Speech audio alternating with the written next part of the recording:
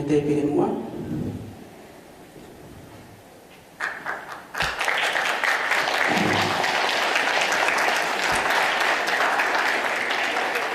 Koe tāna ia o e mehi tanga ngai taha o Aloisia, nā ne lava mai me Kunsilani, ke whakalangalangi ai ki whai ahma siva koni.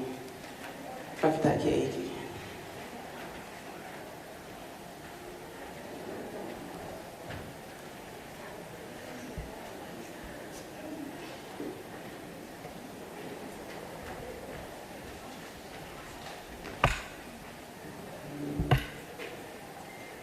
Ho e ki o e korotupuanga o Aloisia, me he whunga moho e wha mo i mapawaya. Ko e hini ki a whoisia tupo ka take o mea mai.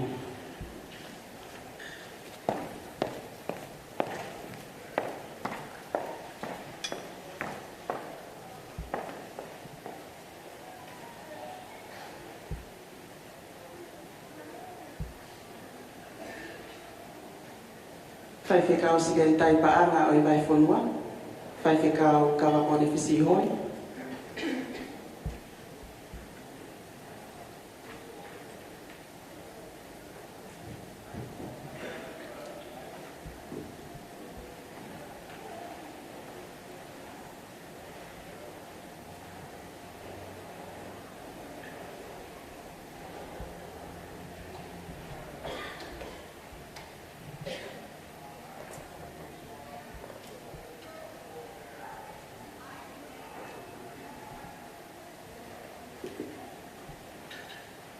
Whai whikau pule o Paslika, pātere he nere i roni mawhi. Nā ne lava mai mi tonga, e kau whaetaha i he maalari o e akoni, whakita ki eiki.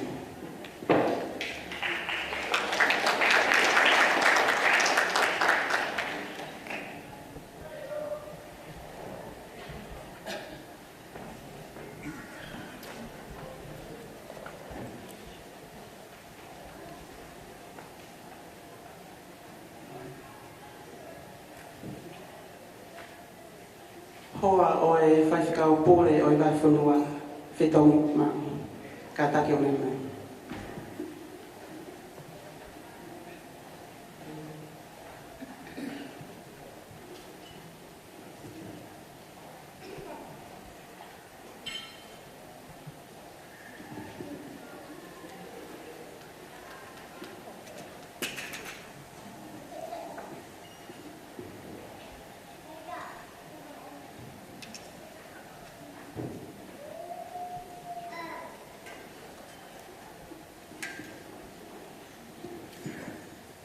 Ko le heni ki a Moarafina, ka tak mai te pere mua. Ko e mei tāna ia o i whānau o i kaunanga o ona e hau.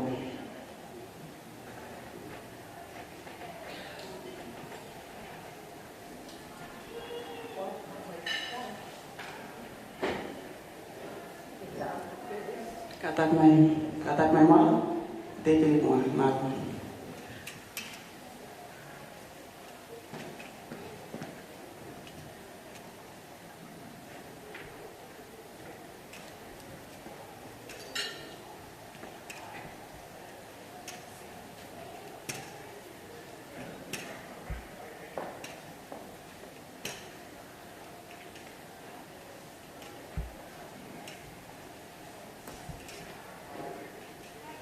O kore heni ki a Amelia toa mahe, kai o ngā setare ki mai, o ka atak mai ki te pere mua. Alo.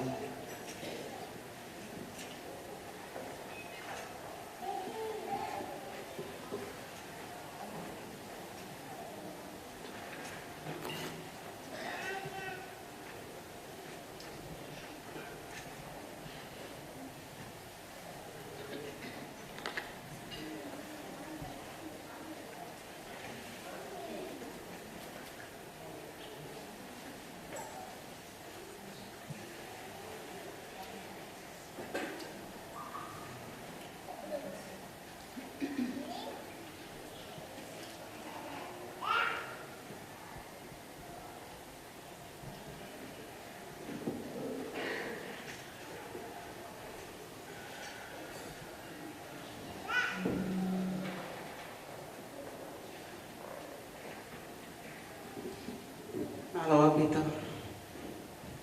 Ko ek mai kaina, I whainga maari koe ni, o koe ke tau taitari, ai kaunanga o nei aho. Ai au, o ne whātātaha I mo oi mai ki tau tō, I e a whākroa koe ni. Distinguished guests, ladies and gentlemen, we'll now welcome the birthday lady of the hour, accompanied by her grandsons. Please welcome the guest of honor, Aloisia Beisinia Lopua Mafi Finam. Malo.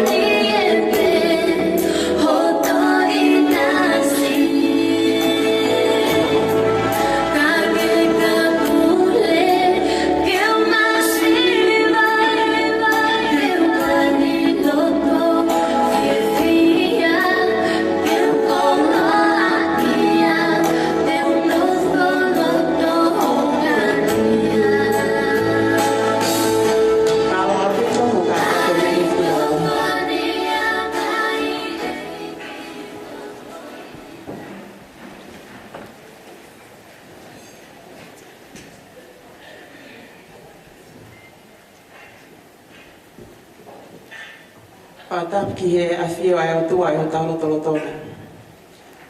O kore ke hūwhanga I tara maro I whunua mai loto, kai taranga tai te hita o whaiki tua. Kai tāke a te au, ke whahok whatongia I he maalali o aho koeni.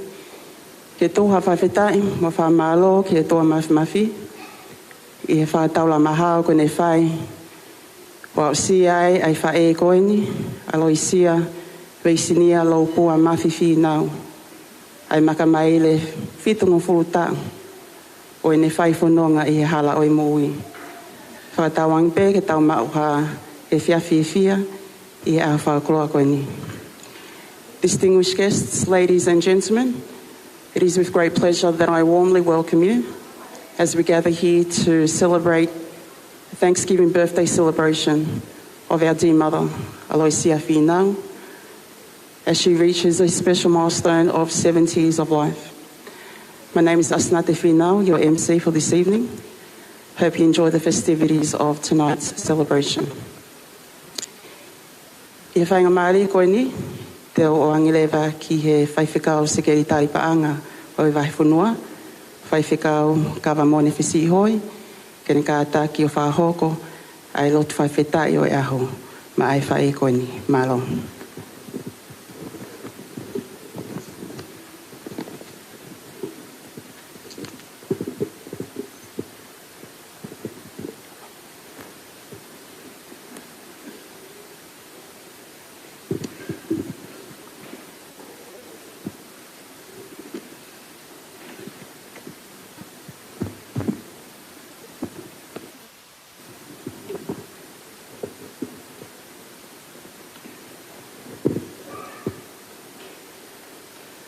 tau whawhitai o tau pēki hea tua mafi.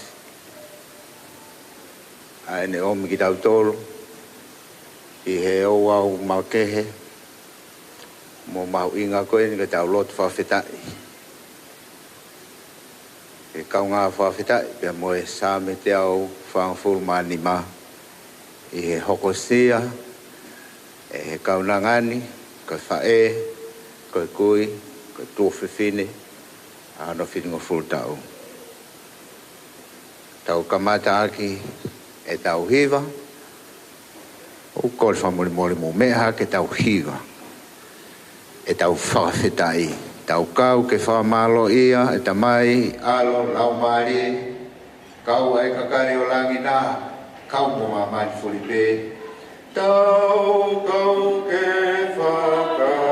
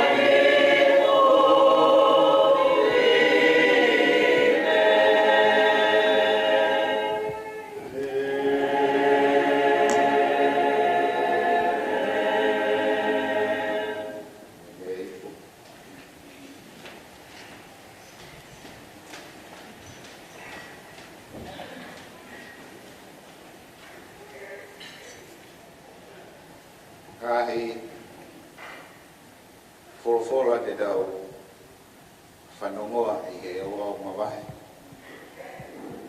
O e maunga kresio I whiwhi. Pe toi whawhia ngai o e whiwhini. Tohi ngā ue. Vai hongo fulu. Te ulau mea I e konga I he lesoni o ahoni. Lolotonga ai ke irea aki e pita, ai ngahi mea ko ia. Na hifo e lau maari e maa o ni ke te kinau tolu ko toa pē, na e whanongo ki he whakamatala. Toki rea anga a pita. Ko hai e kā kunga ke ta ofi ai vai, ke au ana baptaisa kinau toluna. Kā kua nau mau ai lau maari e maa o ni o ta tau tof pē mo ki tau tolu. Ko e Same Manako o Aloisia Finau,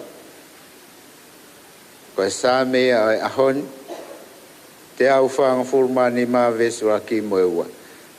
Te uwhaka ka hiki hiki koe, a hau tui o tua, pa te uwhamalo ia ho kua wha o lau I kuanga peta ngata. Koe a hako toa pe te uwhamalo ia e a whiona, pa te uwhakalangi langi ho kua wha o lau I kuanga peta ngata.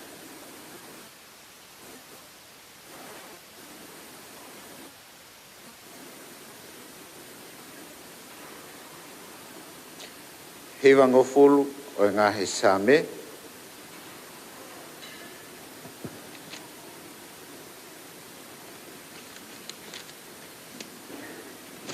Koe polofola wha o siia.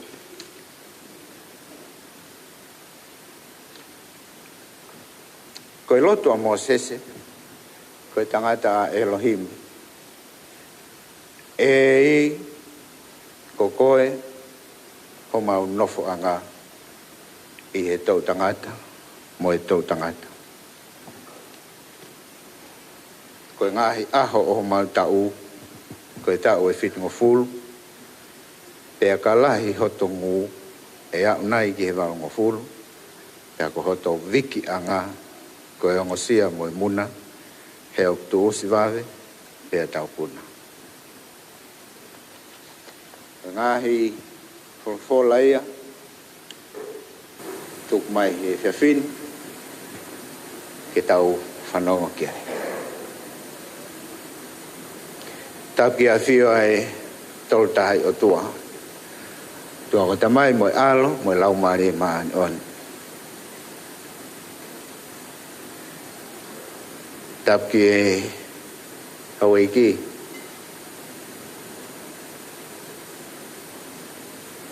Tapu ka tau whanua. Tapu ki e Olumotua. Ai family. Kau whae. Kau ahi koto ape. Molo nuko he wharen. Tau kau ngā whanongo. Ki e whorofora.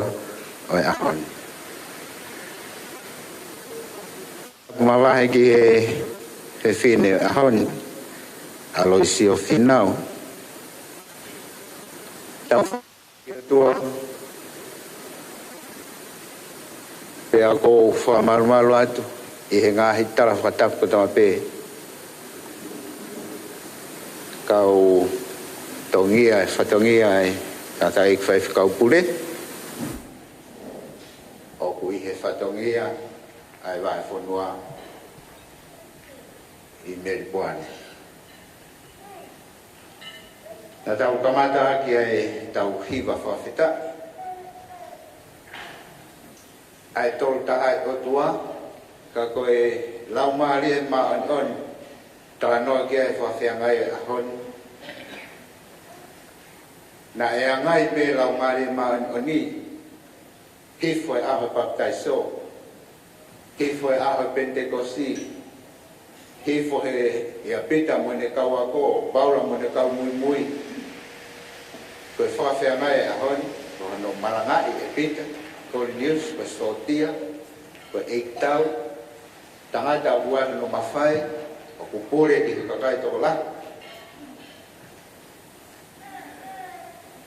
Pea koe tangata sentaire. Koe maari e tala noan, koe senta ere o koe kai ke ai hano feitu. O kai ke kau he lau, o kai ke kau ha tala noa. O kai ke hano place I society. Tau koa koe muri. Ha koe tala ofa e ahon, koe tā koa koe muri. Nai, hifo e lau maari e maa ni, ta tau ai pepe ko hai. Pea ko kori ni usi, koe tangata nai tokang ke lotu. Tangata nai talamo fua. Mea e tolu nai ilongai. Tangata lot mon, tangata talamo fua, tolu, koe tangata nai ne whakama opo opo, hono whamika. Peneo mo koe muri ku sentai reia.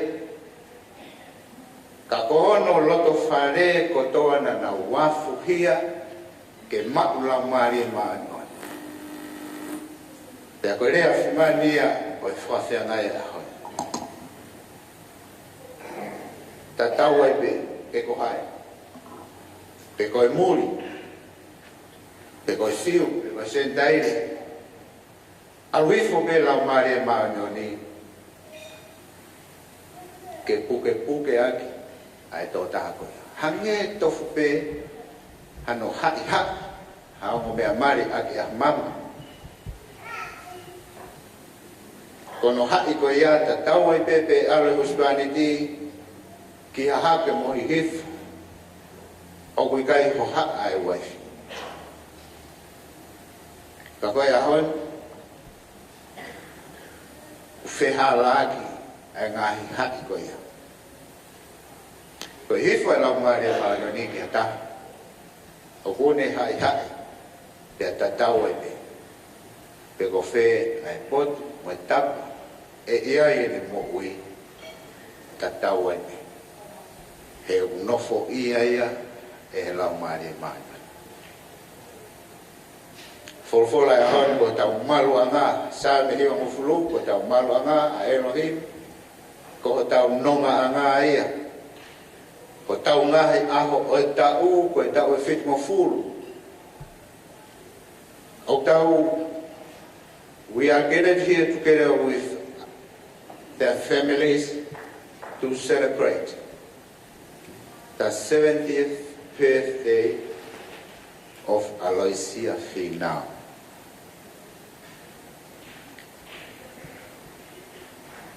Ki mamahe atu pe whanonga Israeli hoko e forfola shau a Moses hei kai te gea koe ki kenani ta koe reani a Moses ko hoku malu anga mo hoku nonga anga mo e ku nofo anga ko sihonga o kai ko kenani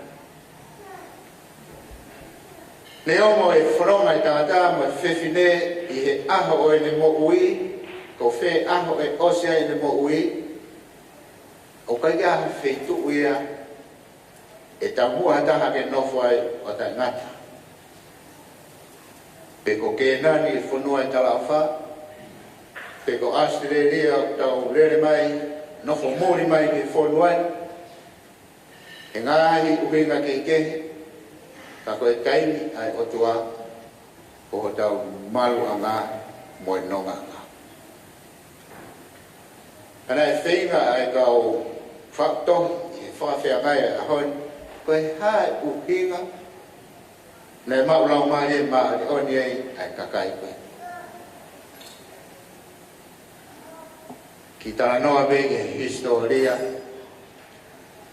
taina e tala mai ai he whaifkau kure whaifkau ko au kai ke blama te wapuna he whewhi. Alo ato whakakato ai whatongia o e whaiau. Ko taina toa ke ai whawhia ngai a hon ko no hai ki tau tolu pia pehe mai a hiwa mo furu ko ngai aho e tau ko tau e whit mo furu. Kaya i hata hau hai he lau maari e maa noni mei ke ulak aho o e ne mo ui o a o ke fitu mo futa. Pea koe ne whakakaristia ne koe nofo ma.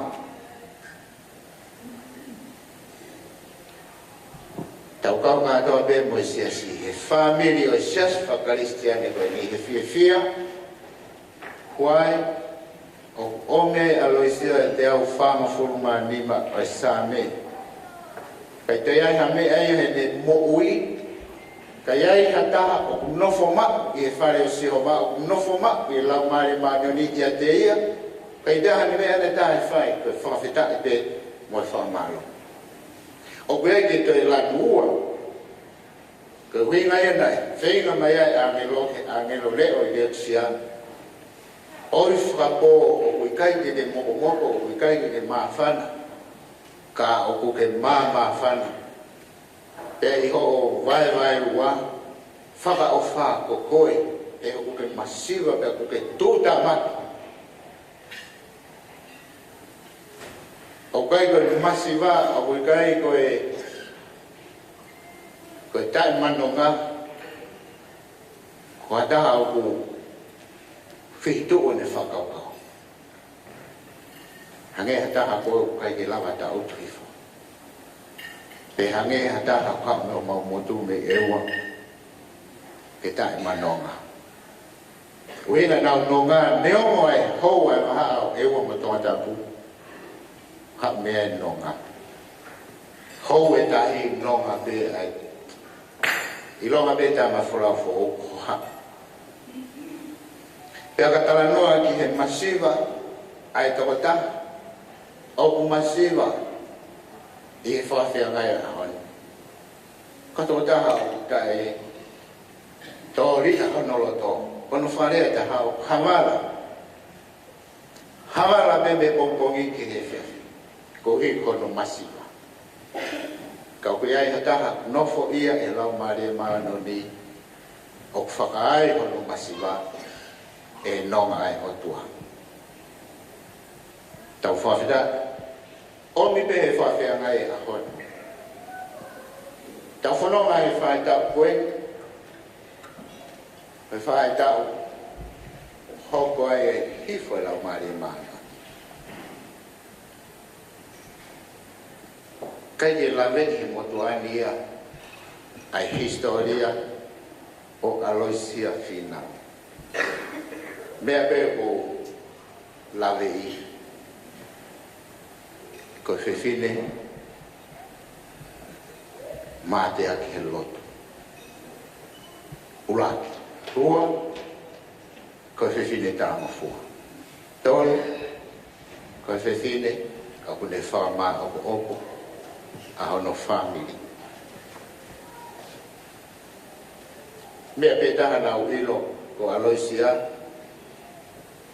mei homa na tu katolika.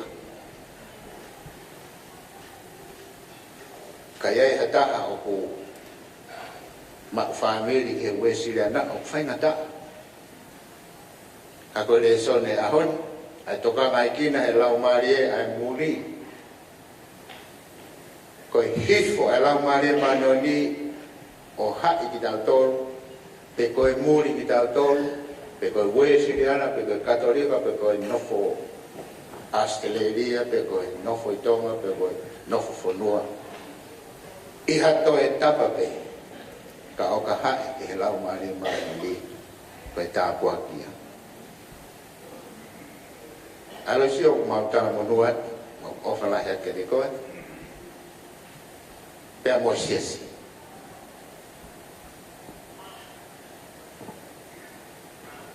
Ko ngau e matea ki whai ki siesi une hai ai whatonge na i whai kol niusi. Pe whawhea mai e ahon. Pe neo mo ko siu ia, ko sentai le ia, ko muri ia. Ka ko tau laka ngai. Ko muri ki tau tolo he a whia. Pe ko e tau muri o ku tutoi mai ai ange haton matangi e lau male maanoni. Ke forofola mai he ahon ko ngahe aho pe ta o finu fu. Na e hai goe he lau male maanoni. Ke nofo i e whare o siho ngahe aho katoa o mo ui o siofi whafofa e ki te au whangafu manima aho vesi. E whai ai o whafta e mo whakalangi o tua. Ko e tāpua ki a o e tau i hen ke a ko e. O mi pe he whawhia mai a hon, mo hono wholofola. Ai na tola mo e toa mo e hunga. Ho tatake kon ngā whawhine. Ke whama a pōpa kon ngā whawhine. Pe ta tau e pe. Ho loto whare, mo ho whanau. Neo mo. Kake u iloha historia ka ko makbe mea e safi. Alu ka e safi mau whaikawa ko wholoa. Sai pia. O sai au e lau mare maano ni koe tonga mo uia Aloisia. Ka koe tā mua ki ke sias pia mo e whaniri. E tau ma o me ofa ko mai atua tau hi vai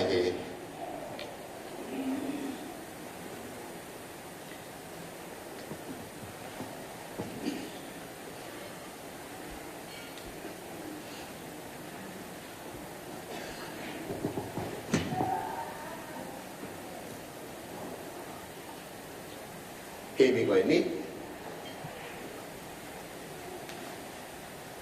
paga o fa fo ma fitu ko le pe puna ke mo me pe lalo e la mari mafi ha o a no kakai ko e pe na to kwa ya ma ma ata mai ha mo hai mi lan o tufa ke ma fo noi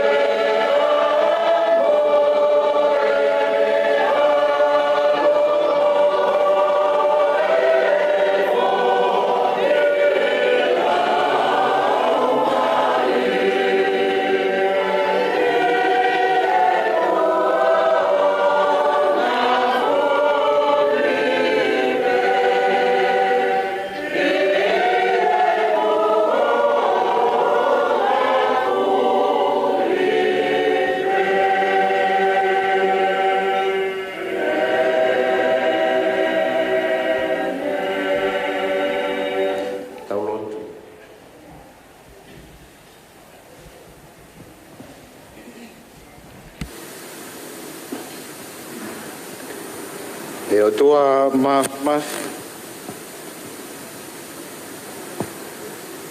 ke tafe mai ai iwi o lau mari e maa oni o hiki ai e langi pia mo e tau kakapa e mau whawhitai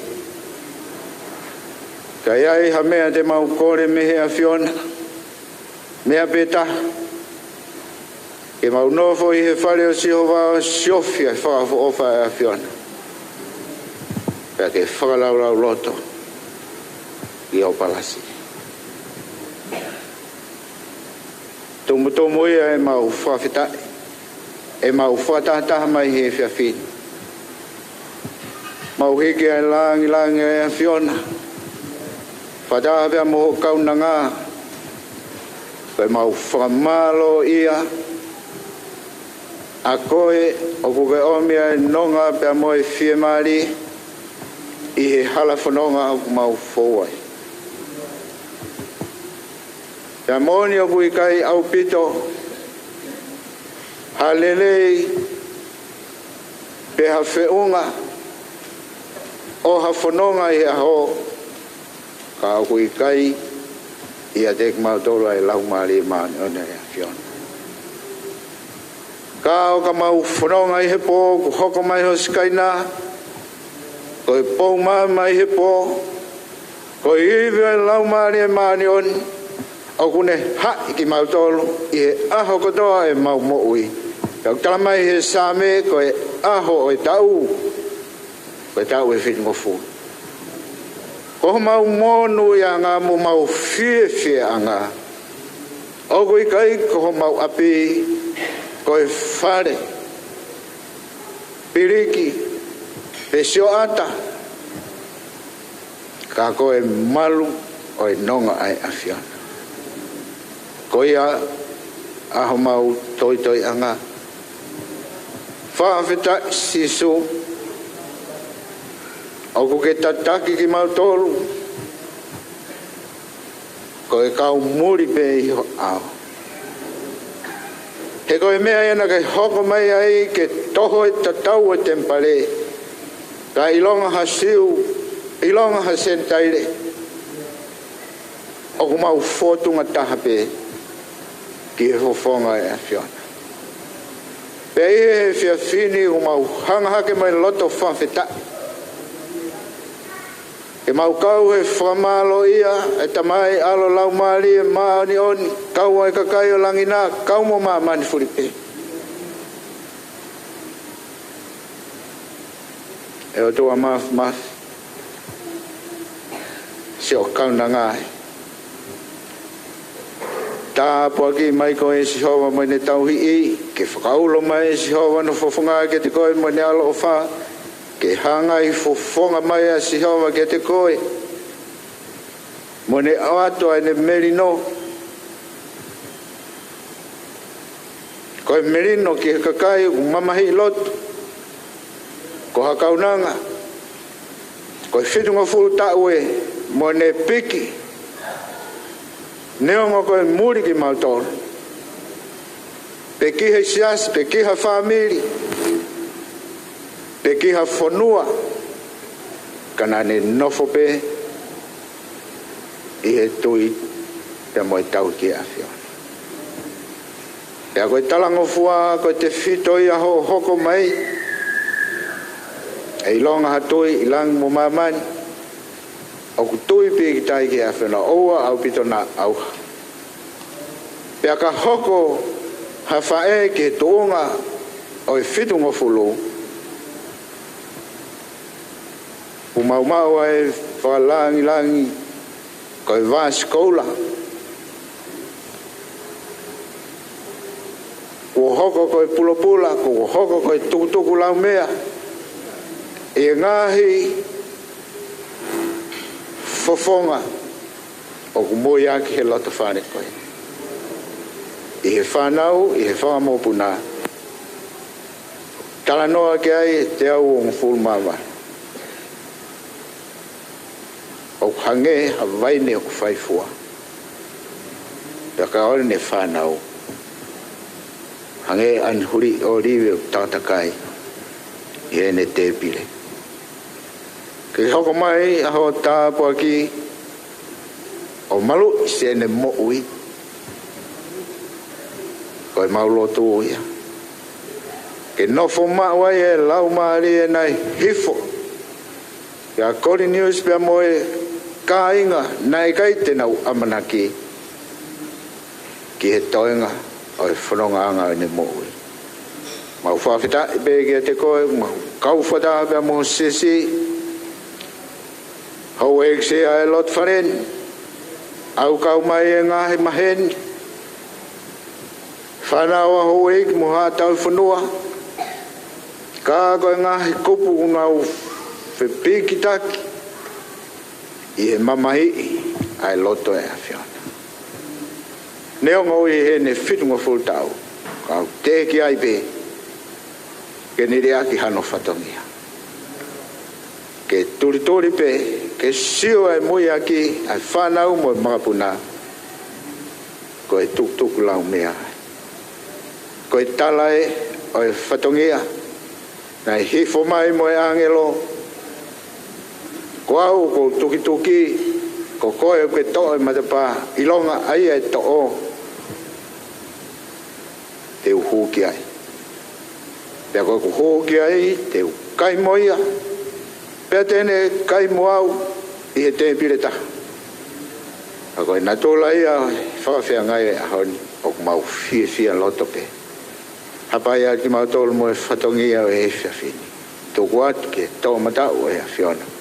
Mau whai loto ntunga pe a Christ, na ne ako mai ka mau ka loto, pea mau pe mau tamai ki he vani, ta apua ho kuafa. Ia mai ho pure, whai o whinangalo. Ane koe e langi, he whoku mamai. Whaak mai a ho na mau mea kai ki a nai. Wha mori mau ngahi a hana. Mange ki mau wha mori na tō kua te. Aona wha hoku ma tō te ta. Ka whaafu ma tō me whi. O ai pure. Moi malo, moi gloria. Tai ngata, pia tai ngata. Amen. Malo.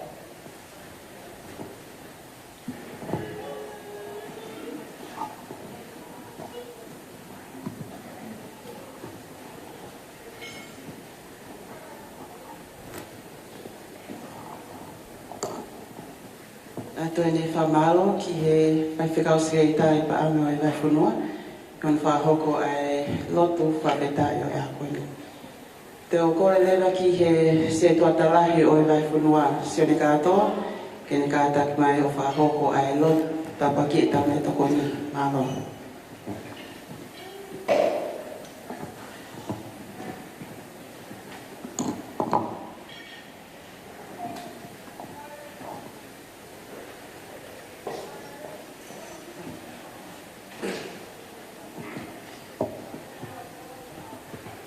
Darot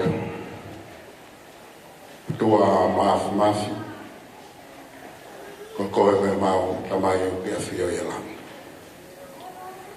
o igai puri pe ufikaua ki o fofonga e mau te fua i e holo koini koe uia ko ho tauhi o hape fotu i e kaunanga koe ko alosi a fina. Ko te wai e whanau pe mo e whamiri, ai mea tokoni koe, i loa e houiki, i loa e pe mo e tahina e aho, pe ato ai hamau inasi, ke whamalohi ako mau sino, ke whaia ki ho whinaro. Mau whaia rotoni e huafa peo si suklaisi, ko ia o mau whamoi e meni.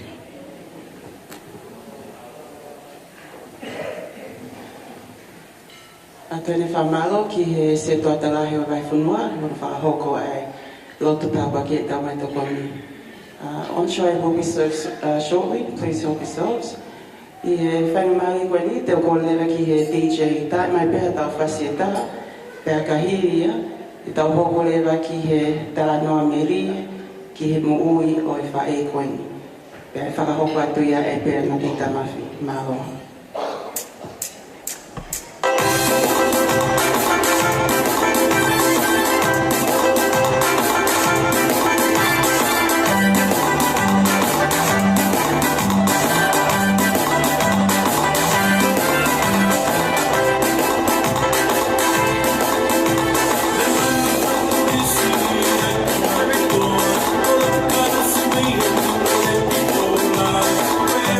Lucia,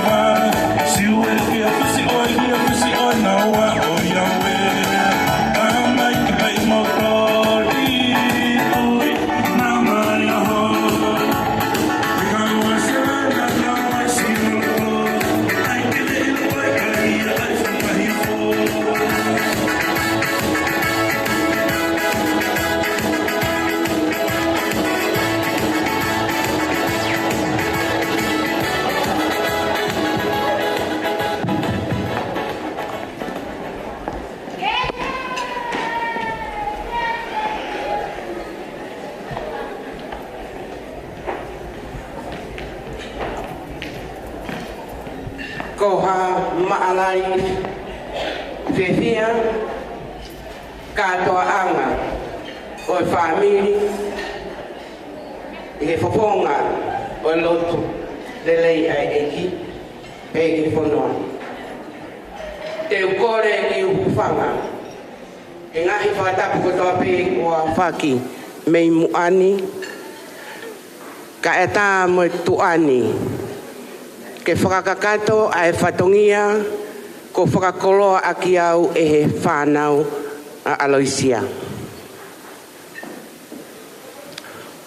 Ko whatongia ke tō mea lalahi atu ai a takai ne tupu meai ai kaunanga ta e iloani. Ko hingoa Aloisia veisinia loupua. Ko whakahingoa ia hono whanga mehigitanga. Ki honau mehigitanga na e toko tahape ko Aloisia. Pea mo e nau whae ko veisinia loupua. Na e no o ua ai ongo hingoani e he whanga mehigitanga i he kaunanga koe ni tounga pe i he nau fia ko uluaki whanau o hona ongo tunga ani. Te ukilawe ki he tangata eiki a Aloisia ko Atonio Kosmafi. Ko e kolowai niwa toptapu pia moi uiha. Ko e tupua anioia me he holonga tauhi.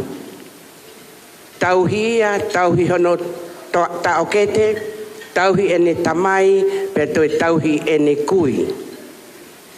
Koe holonga tauhi koe ni, ne toki hake he tau tangata hono whaa, ki he tuunga koe pate. Koe kau katolika eni mei hauma ko mea ki ai ai whaiwhikau. Atonio na e toko nima hono whangatua whaafine. Koe lahi taha ko Maria Penitupou. Ko hono hako eni laini whahu e ahoni. O kui heni ai tahine ko Mikaela. Pea pehe hono o tōnga ane ko Severino Peamo Andrew.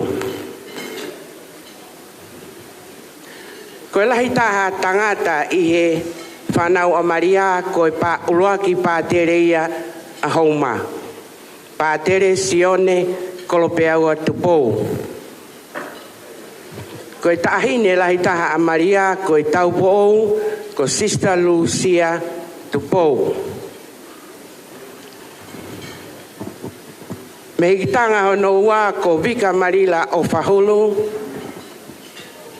Ko ene tama tangata lahi taha, ko whaiwhekau, te Vita Marila o Whahulu, whaiwhekau pure, o e wahe whanua tonga tapu, ka kone malolo. Me hikitanga hono tolu, o Aloisia, ko Pute Siena Pahulu, o kuiai hono Mokopuna, koe pātere a hono tolu a Hauma. Peai mo hono Mokopuna, koe whamaulahi a Vavau.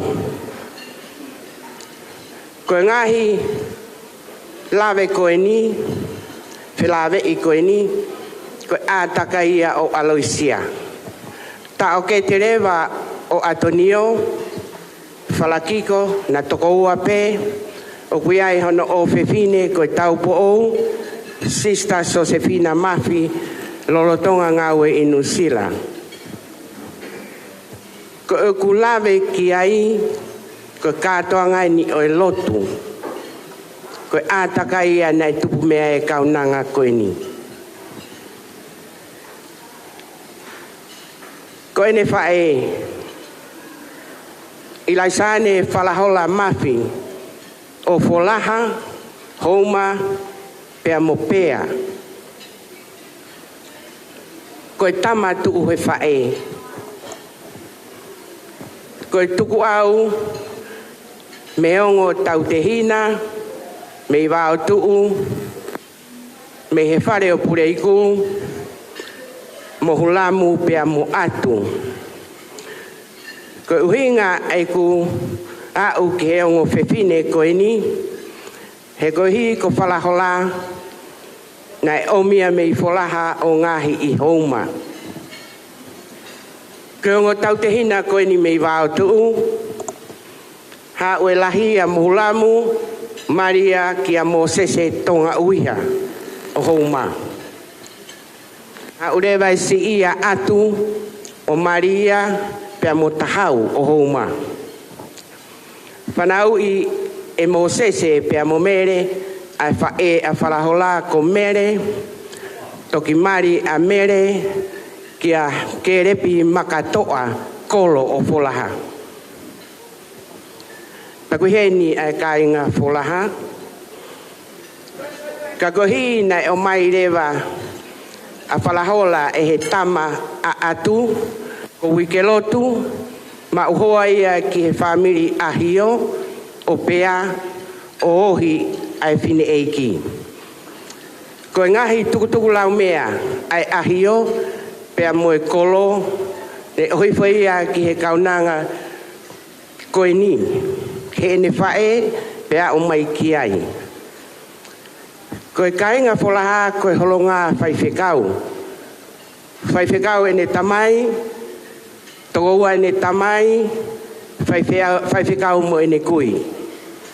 Nā oe kui ki he tūnga koe Palestini, se astonga tau ataina ko Watson Kolo, koe hifo ia ai tūnga koe ni me kau papalangi a Watkin.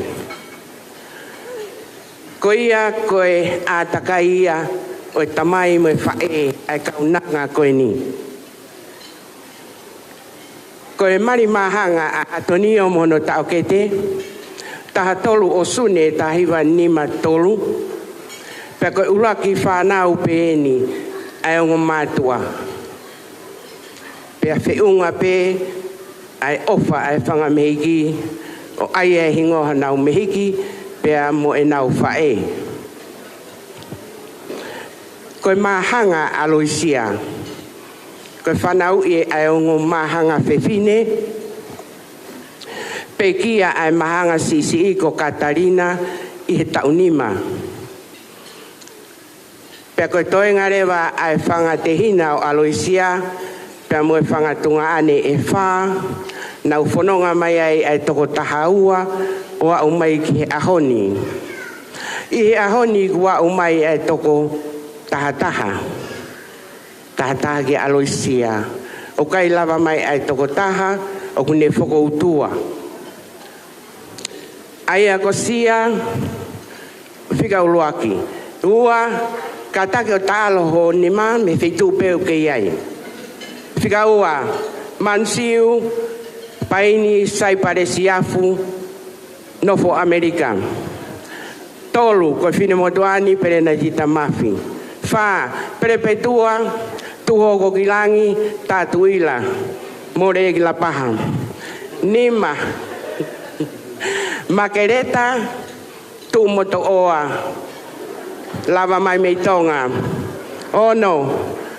Pātere henerilo, ni mafi ko pātere a honoua. A houma, o kune olunga.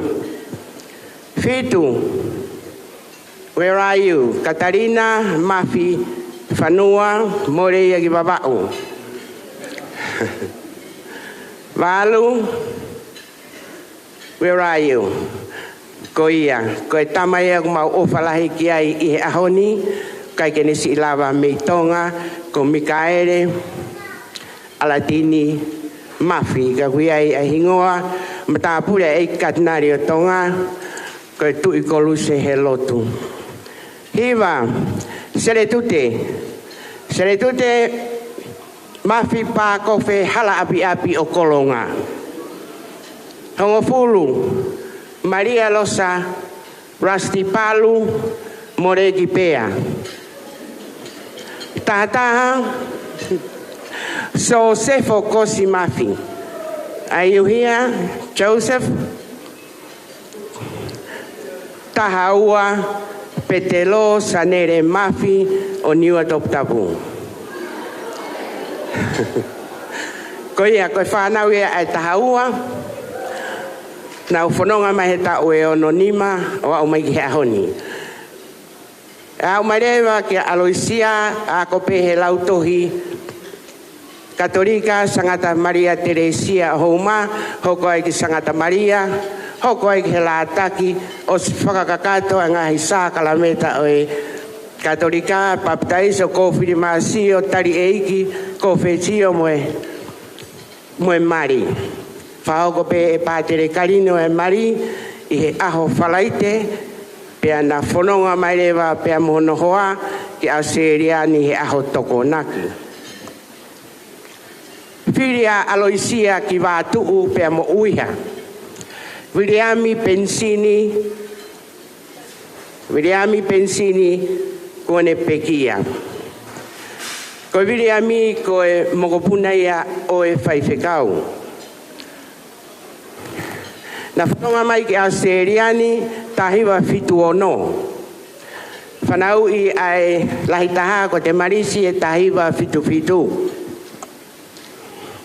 Na lotu ke whaianga lotu na i Harperfield mahalo pe manatu ki ai whahinga fuoloa e nau e Austeriani. Hoko ki Asheville i he tahiwa walu ni ma ne whakaukau ai whamiri e walu ke nau whakotu a siasi Wesleyana tau ataina o tonga i Austeriani. Tahiwa walu ni maeni pia nau whanonga mai ai whamiri e walu ko ia kau ai a Aloisia mo Viriami ke kau paionia ia o siasi Wesleyana tau ataina o tonga i Austeriani. Na hoko koe wahe whonua ai siasini i he ua whe mātaha. Taulahi ai setuata, ngau e whakasetuata Aloisia pea mohono hoa. A urewa ki he hoko a Austeriani koe wahe whonua. Whano whai a Viriami koe oroaki setuata lahi o e wahe whonua. O au ke he ne pekia. Koe ongo mātu ani o silawe ki ai ai whaifekau. Koe mate aki he lotu o si kia werenga whakaongo o si kakato. Ko Aloisia o koe lolotonga ngā aue koe sekeritari kau whewhine o e wahe whonua. O kuone osi hoko whewhine a konaki taulahi. A u ki he malanga hoko taulahi. Ko whanau whewhine pe e tolu ai o mātu ani. Te marisi mauhoa e ki mo unga one. Mo otu motu lalo e safe palaki ilo he siasi ko mo whaihiwa mo whaifi ko asina te eni tuku he whatongia asina te whinau pe sisi taha alinda moala mauhoa ia ke otu haapai ke a kawa kofe. Ko ki whanau, ia e tolu, ai ngō mātu ani whakakoloa he hotua. Ia rewa mohono whanga mokopuna e toko hiwa. Ko e ono nima tangata na e whakawhi ao mai. Whanga mokopuna hiwa koe ni. O kuifi, mea ifi palasa ai toko nima. Ko toko tolu lalahi, mokopuna lalahi e tolu, na rotonga ako university, whainga nau ngahi matai tohi kehekehepe. Pea nau toe ngā uepe, ke tokoni ki he nau mātua. Ngari ko e pui tu ai ane whi ilo ki ai e tangata iti ki whai whikau i he ene lotu pe ko hai kua a aloisia. Ko e na whai whikau ko e lotu pe, ko e atakai ko e lotu hono toe ko e wewe pe o mamani. Ko e just a short note for non-Tongans.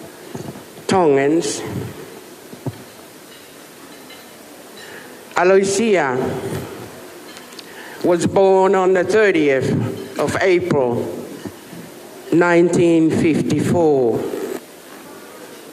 Eldest of 12 children. She got 4 brothers and 7 sisters. Daughter of Atonio and Falahola Mafi.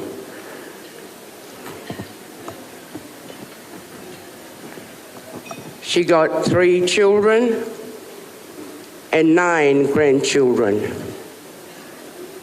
I will sign off before the MC tell me to go. Aloisia, an ordinary Tongan of Australia,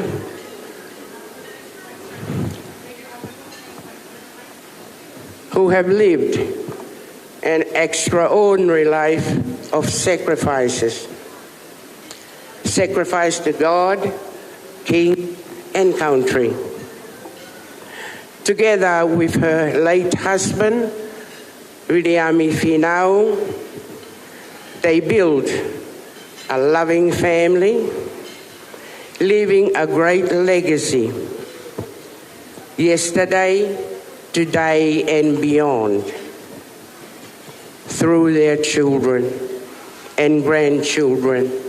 Aloisia, from me and all your siblings, we salute. We salute you today on reaching your 70th birthday milestone. May God bless you always.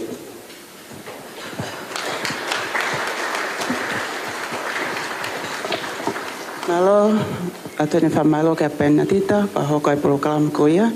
Te o kol heni ki he DJ tai, mai peha tau whasi e taha, pea ka hiria, e tau hokolewa ki he lea taritari o e aho.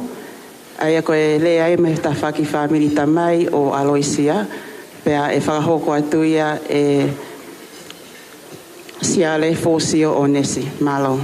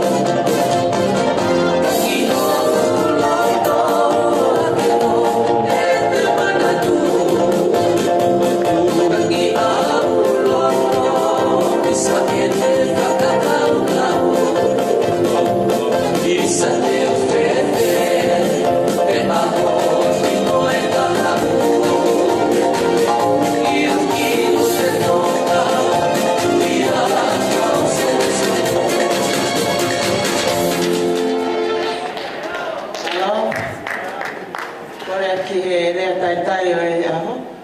Koe aqui a siale o funcionesi. Katak mai. Alo.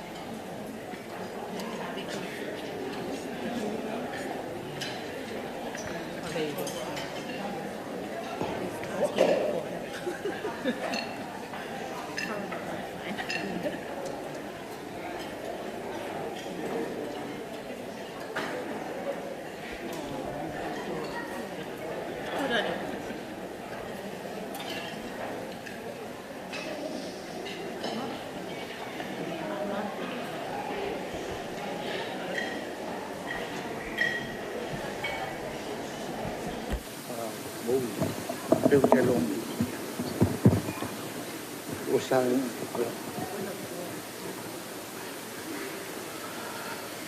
toro a deu para puat polga ko para puana o so pai para porque a fio ta to tapu eu tau tonga o tua ko tamai o tua ko alo o tua ko la male manyon to fa tai fo ko fa malo gesi vai no tope o bom ya mai ki hen ya hogon de fia figoni ko ki motua ni na ke ana manak ana ke fa teu ke fa tongia ko ni o tua toi heni ya hogon ka teu ki lave ke ta fa ke tamai ke anga pe ki ilo o e motua ko ni ko ringoa o siale ko Malaysia ko tamai ko tangatai ki ko Paulo ladu honest mendio tap ko Paulo ko tamai a mafi moro hangale ko lahi ko fefine alo hangale kasi a mafi ha na Paulo pa ko manatu ke hanga ko fe pikita ki ko hinga ko ha ko ni me vivili mo ha ko ni kazaki ko hinga na fai e wi tonga pa ha ki ni o tap pa ha ki tonga ko kau fitu pe valu ko hinga ko poke finei ki pa tu punga ya na mau ka kau mai ai ki tonga ko fe kumi ya fai to pe ko fai me lava ke ma wai ha pe to mo ui ai pa nai ko ma lo ma finei ki e tonga ka mana tui na bau hiki mu amai ki korovai ka mahao na maurau mahina taha peua ta wange tangatai ko nio mau mai kokos tamai ko na tonio ko kuya ko na Luisia alange le vai ki korovai o tarange ki a rovangale ke tuange mai mautolu ke mau mai kimi ki ho ma no foi o wakai pe mau ai a fainga faito fatonga pe ko ha ko nga ko finei ki kanga umana tu meu ke si mau no foi o si o tangatai ki ko ne ko ya Aloisia ai ka we malo a tangatai ki ngā malohi i whonua pa pehe ki siasi. Kau kamata ke o maheni ai mo nau tolko ke fusi au pita taimi ko ia. Kau whanau a peanga nau whetano aki mo anga koe nau nofo pa family. Ko foi mea pe nau ilo ko family. Nei kai o hanga maurele ke hanga koe hoko hoko. Mo anga tuu. Kana hanga pea e kosi o hui pe aloha ngale mo mafi. Aia koe kui ko mafi aia koe haana pauro fefine. Nai ui pe kon ko fefine na ua pa nai ui pe ia e hongo wa ia kosi kona tunga ane. Ta mana tu be o keisi ko ane au pe ki i kolo vai po homa e nau fia ko taki o au kia kangat e taimi ko ia ko inga ko siasi na nau siasi tonga hou eiki ta pehe ka loha ngale na tonga hou eiki ka tingata he whae he kui mo Paulo na nau katolika na tolo o hange koko kosi ai ko pe ko ia malorog fide ki ko kutau walu pa mau te foki mau tolu ia ki niua mau foki goi ki niua o au ko tau hongo furu o te foki mai ki tonga tap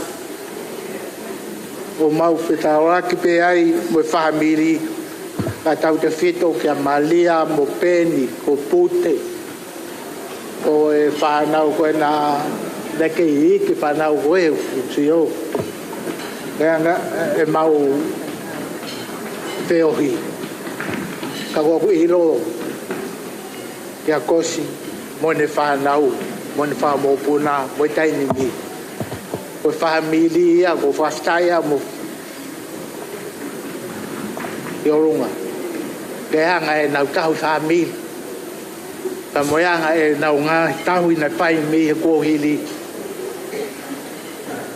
ta lawe ai tau asia ka pehe ka koe pātele tapu au mo koe pa mo ki motoro kotoa whangatoko o whangatoko whawhine mo family ono katoa whatawange ke eki ke ne hanga maha tapuak mo ke les whakaivia koe te lia ta whai whaunonga o whai ke o ngai whatongia ta ka tau te whito ke mātua ka ko whatongia whawhae o whangi mai a moho tapuaki maha mo i lelei whia mo i ke les ke whai ake whai whaunonga mo whai ake whatongia ke kahau ngā taigi lea tu au whatu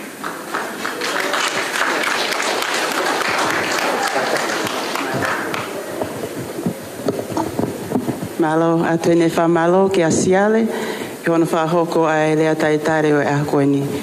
Te o kore lewa ke DJ tai mai pēr tau whasi e taha pēr kahiri ia te tau hoko lewa ki e he lea hono ua ai koe lea e me he tawhaki whamiri whae o Aloisia pēr ai whakahoko atu ia e matafonua mafi. Malo.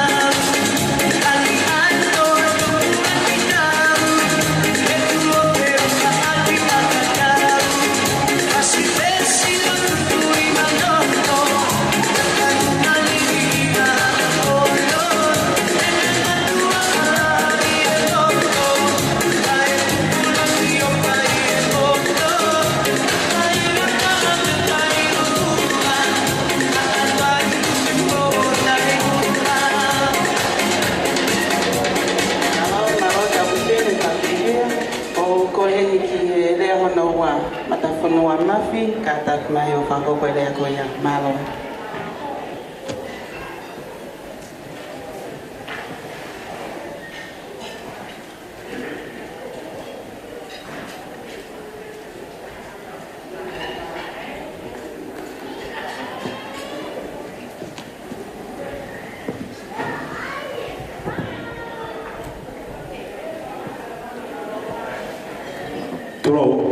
Tulou tapu mo langi tau mamao mo univalo kune afio me loto tatau ka koe otua koe arifa mo omeka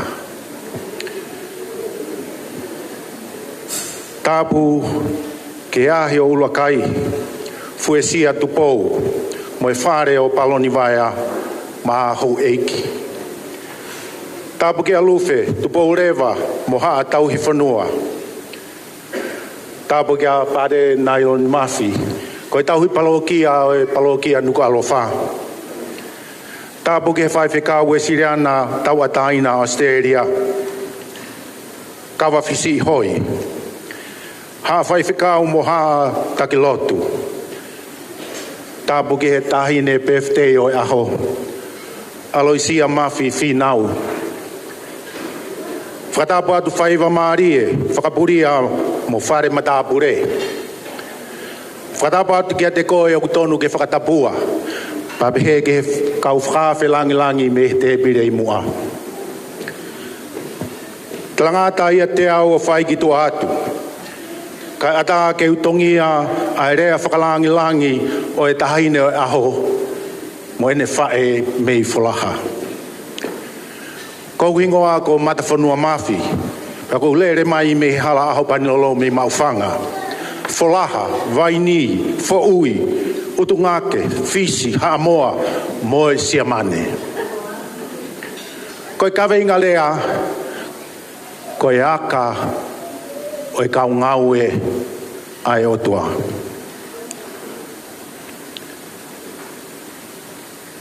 Nea e whewhine ma oni ko Imrun. Na e whanonga atu ke whakawhiloa ki ke he palofita ko Akos. Nā nau tā lolo i he lalo mo unga o Mount Horeb. Pea kaka e palofita ki he mo unga Sinai, ki he ana o Ilaisia, o ki ai sia matalai a kau, ko e fu a kau sese, mo e tokotoko o elone, pea mo e fu lose o kuvaa e tolu, na e matala whakaofa-ofa. Pea ko e waa i loto, na e hai ai matai tohi ko e maa.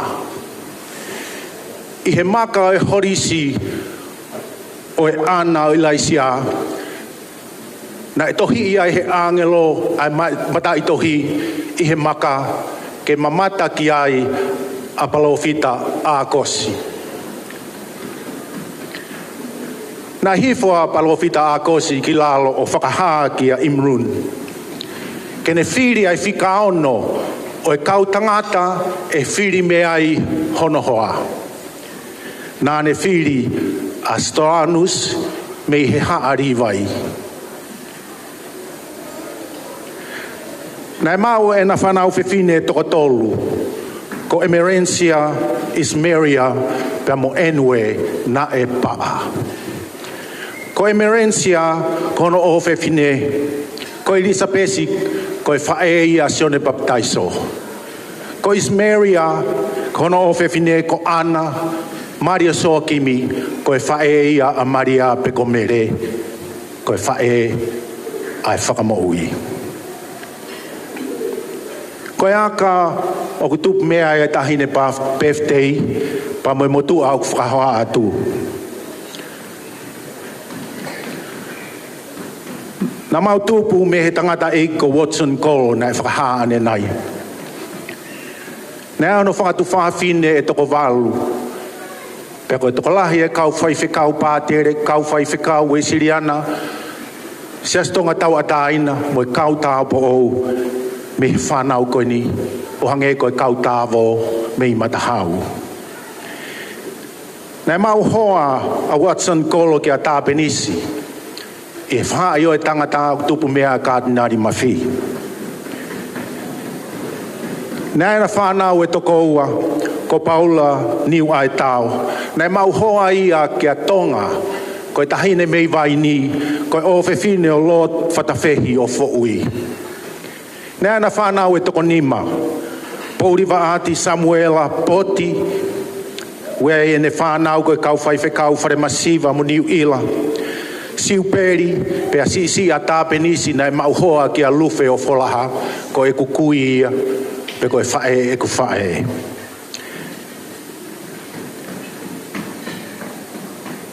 Ko e lahi ko Paula niu ai tau. Nea e na whanau e toko nima. Pauri Vaati, Samuela Poti, whare masiva, siu peri pe mo tāpenisi. Ko sisi ko kerepi makatoa, nai mau hoa ia ki a mere tonga uiha o houma. Ko nai ai ne whakatunga ane toko hongofulu maua. Na e malope ai hao ai wholahata e whakapohongi he tunga ane toko tahaua koe ni. He nai hao ki he api siasi tonga tau ataina ki he Palestini, pēna e whakahoko ai e na mari. O maua e whanau whewhine toko ua, ko si maima hua hulu pea mo whalahola ko e whae ia e tahine peftei.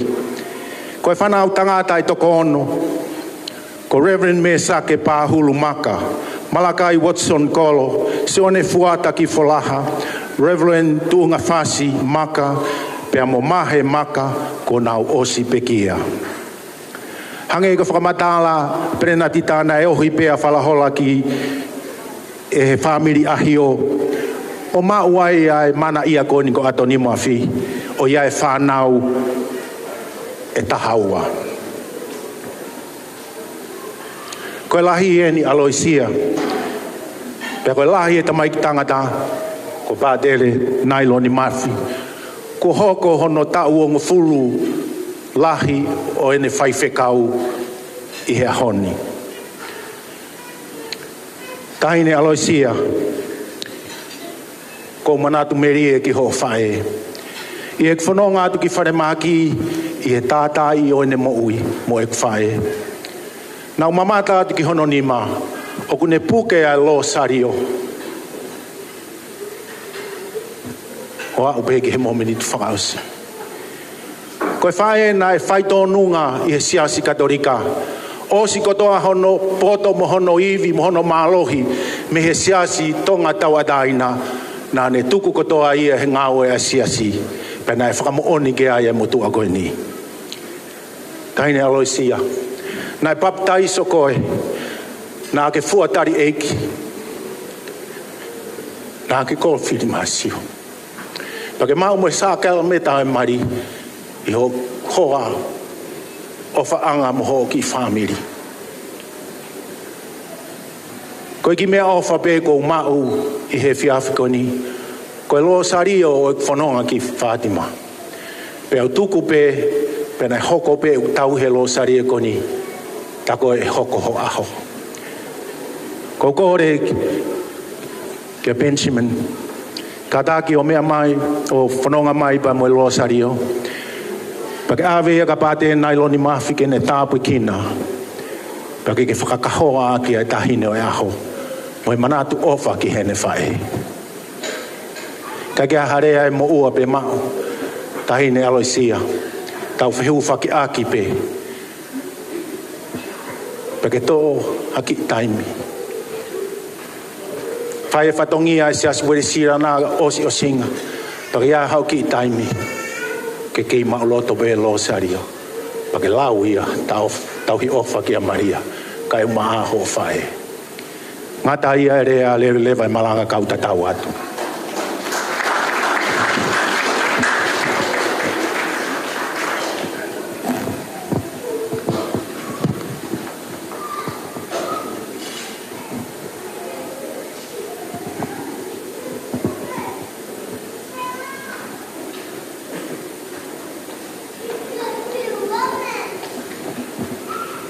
Malo, a tuine wha malo ki a matafonua.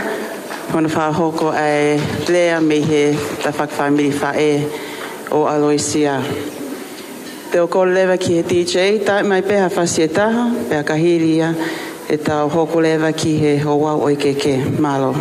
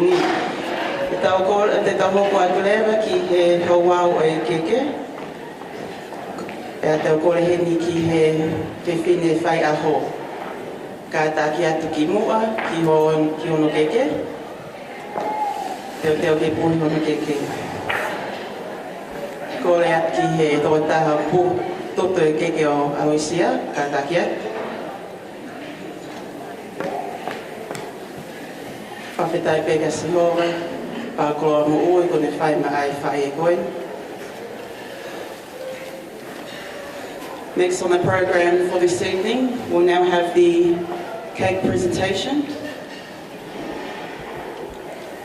reflecting on 70 years of life that the Lord has blessed them with thus far. Sending you best wishes, Mum, on this special day that the Lord has made. From the book of Proverbs, a woman of noble character is far more precious than jewels. So let's wish her well and sing happy birthday. Ready? Let's sing.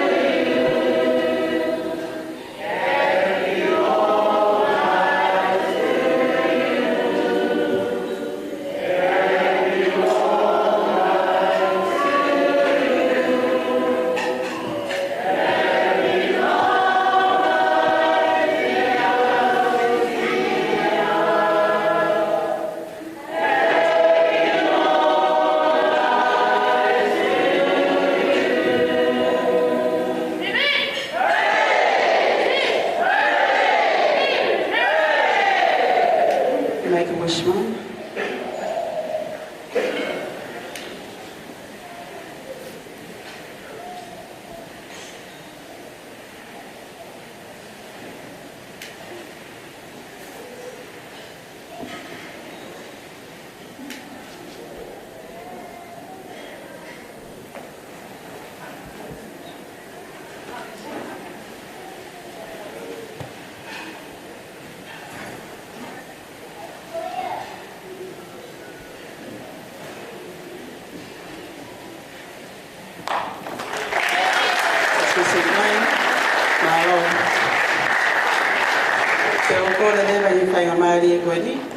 Ke whaho ko hanga i tā souvenir te moe te whine whai aho.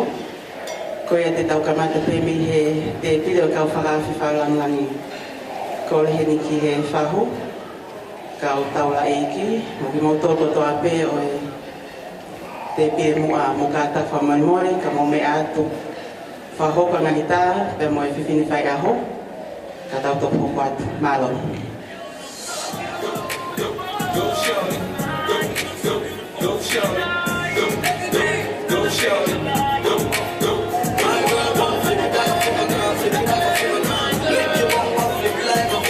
Kia tai thank you very much for coming. Hoko mai e whanau e whamapuna o Alusia.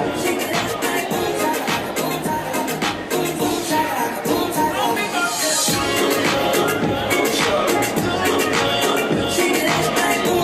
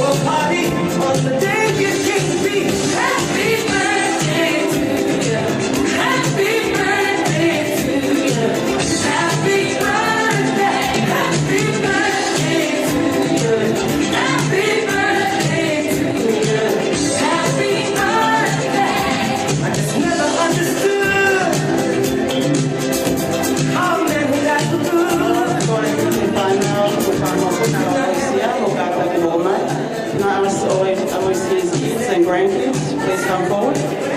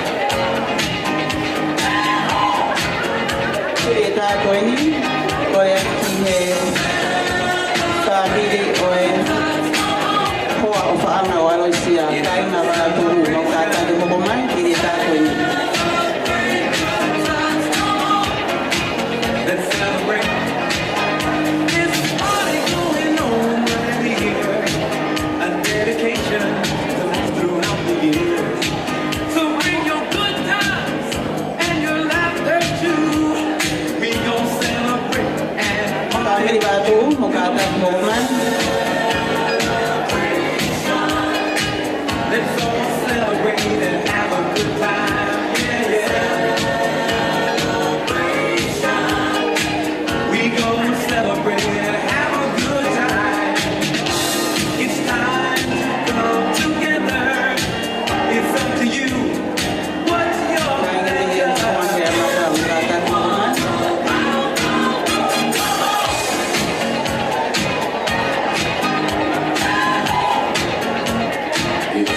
celebration.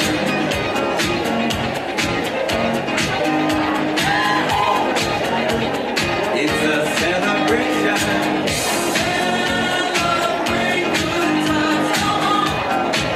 Let's celebrate. Come on now.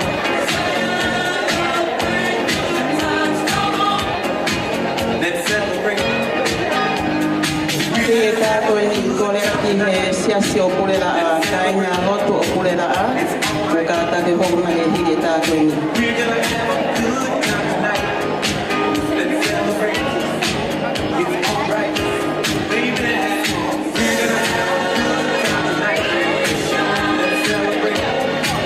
It's alright. We're gonna have a good time tonight. Let's celebrate. It's alright. Alo, siasi o kore la a, ka take hoku mai. Alo.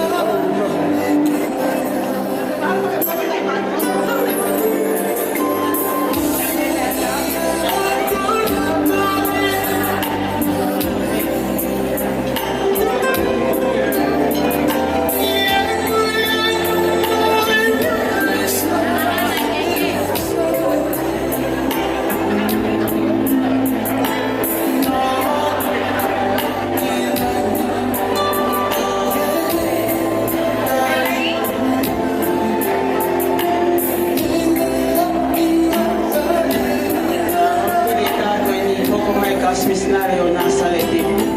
Kas missionary o Nazareti. Ini tātou ni, ko ka take hoku mai.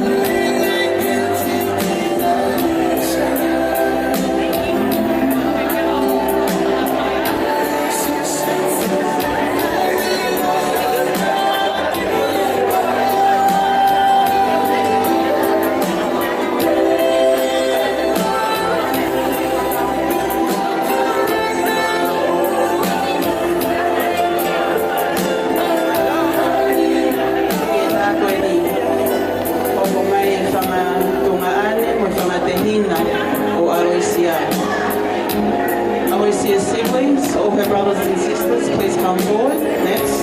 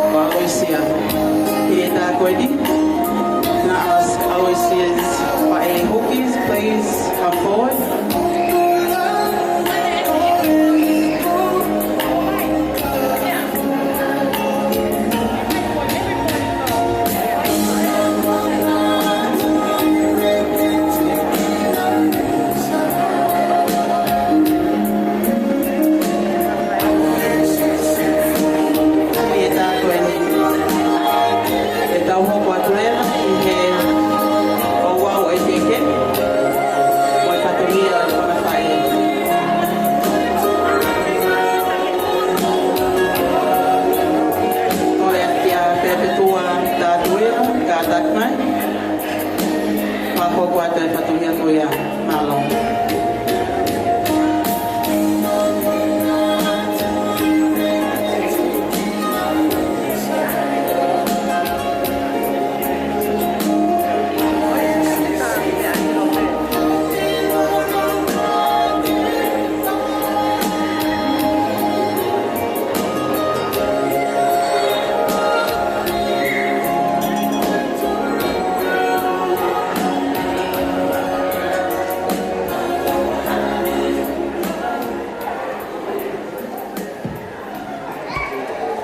Gokoe ke ufanga he talamalu takato e whanua. Pea mo e talafungani o e lotu. Pea tangata ia te kita o whaikito. Adange te au ke ufahoko atoe. Ki whatongi atu a koe ni whafufonga a ngahi whae. Kai umaa ai ngahi te hina. Pea mo e whanau, whakamakapuna. O Aloisia, Reisilia, Mafifi Nau. Ko e whine motoa ku whakahoa, ko au perepetua mawhita atuila, ko e whika whāau, i whānaua atonia o pia mo whalahola mawhi, whika whāau ki a Aloisia.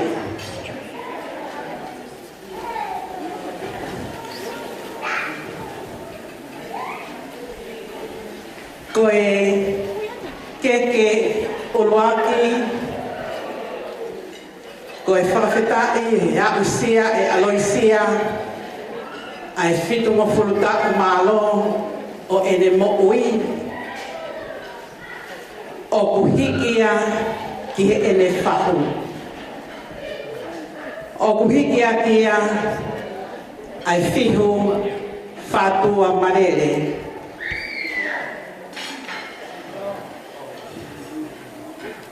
Ko hono nofo anga.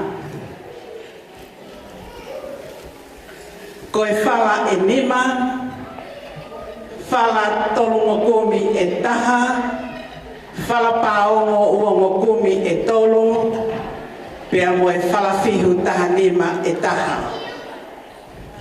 Au whiaki ai ngatu whātu walu.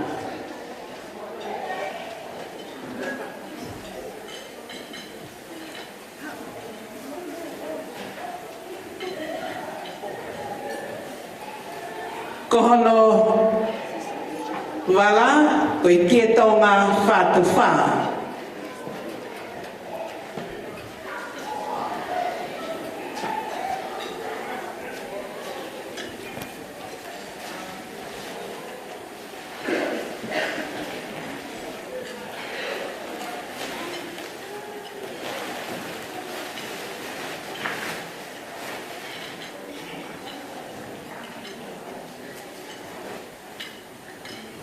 O kia i mohono katoliki vai. O kia i pia mohono ngahi nau whakapapalangi e homofulu. O kuhikia ki he whahu a Aloisia ko e tama hono mehikitanga lahitaha ko Mikaela Tupo Atkins.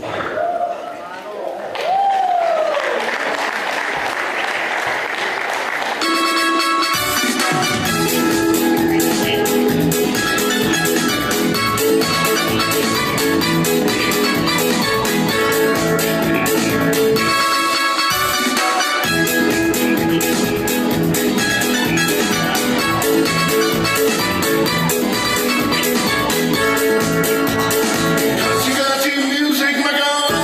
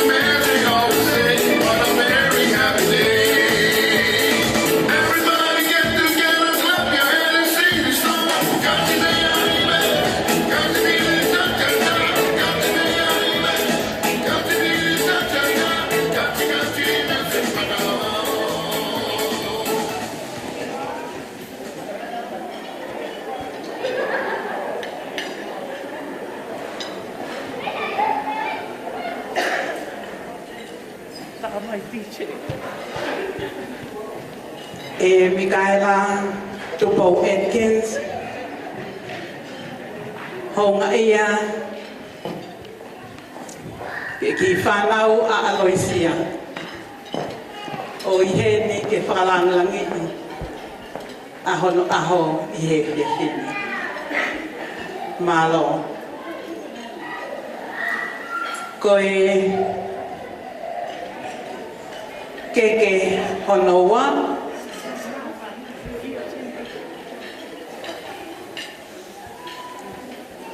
koe keke ia ai hou eiki o e kolo tupuanga o Aloisia. O kuhiki atia ai ngā tufisi. Mohono koloa koe whakapao o ua mokumi au whiaki ai fuatanga toka wanoa. Whakamolu aki hono kietonga whātuwha. O kia i pia mohono tokona ki kawa. Mohono katoli ki vai. O kuhikia kia fuesia tupo.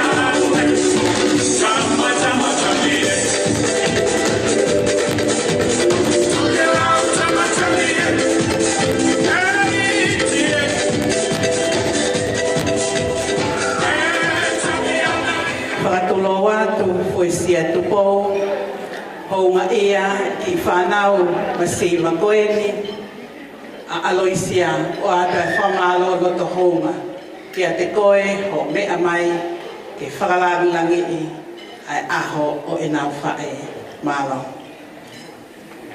Koe keke hono tolu. Koe keke ia ai whaiwhikau na ane lotui pea mo tāpua ki i a Aloisia i he whiawhini. O kuhiki akia ai ngā tufisi.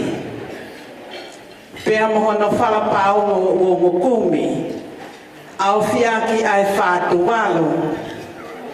Ia i mohono toko na ki kawa. Mohono katoli ki vai. Pea mohono umu koi sila.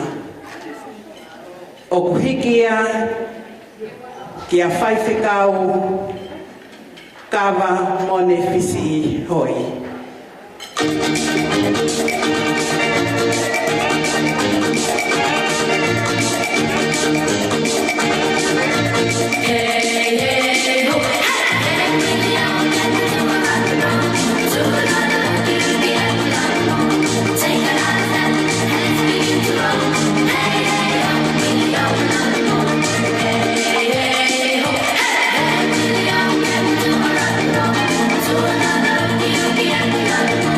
Take another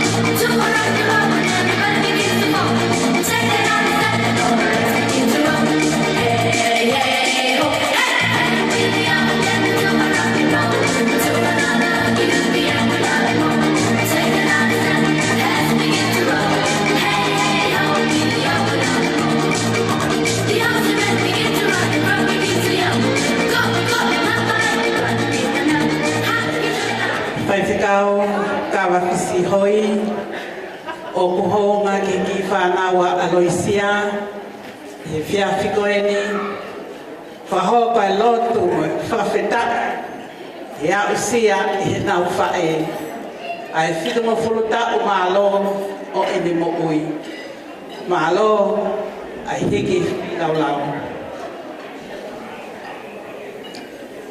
koe keke hono hoko,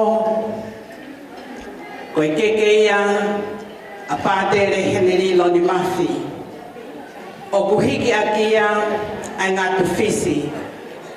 Pea mohono koloa, pea mohono tokona ki kawa, ia i mohono katoli ki vai, pea mohono umu koe sila. Koe keke koe ni koe tokona ki kawa pe moi sila e taunga ka pātere. Ko hono toe oe toe ngai koloa koe ni o kufoa kia ki he whahuloa a aloisia. Ai ni o kutau hingoa ki ai o ki ai hono mokopuna i heni kusani lafaere.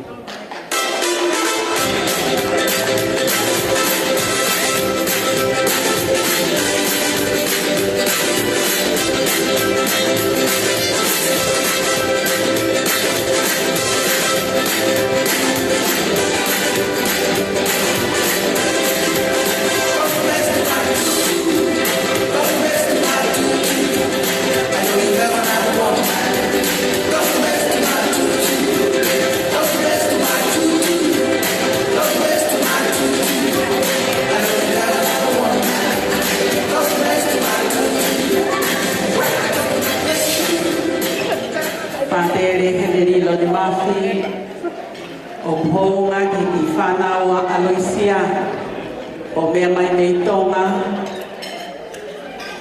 ki kau whakataha i he maalari o aho koeni tā pua ki ai o tua ka koe fuatapu o i ngou e waine ai ongo mātua au si ai aloisia ai whitunga furuta o mālo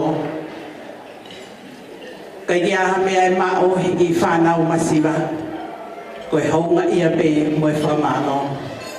Malo. Koe keke hono hoko. O kuhiki a kia ai ngā tuwhisi. Pea mohono koloa. Pea mohono toona ki kawa. O kia i pea moe hono katoli ki vai, pea hono umu koe sila. O kuhiki ia, ki whaiwhekau pure reo reo o e wahe whonua. Reverend Siosifa Mao, o ku ikai ke nei heni, ka i he whatongia i Meripoane, ka kono hoa o ku nei heni. Whitongi Mao. Malo.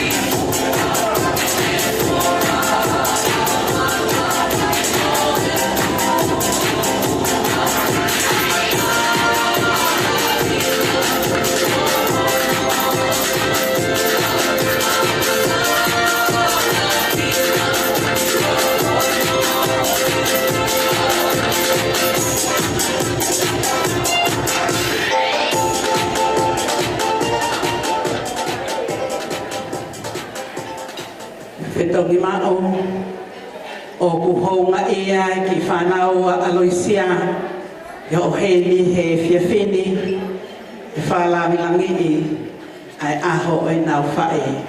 Whamalo atu kia te koe, kai umaa ai whaiwhikau, hoko koe tau i whanau marie kia aloisia, malo au pito. Koe keke hono hoko, o kuhiki a kia ai ngā tuwhisi, O ke ai pea mohono koloa, pea mohono katoriki vai. Ko i keke ia ai mehikitanga o i whanau a aloisia. Ko moala whinau.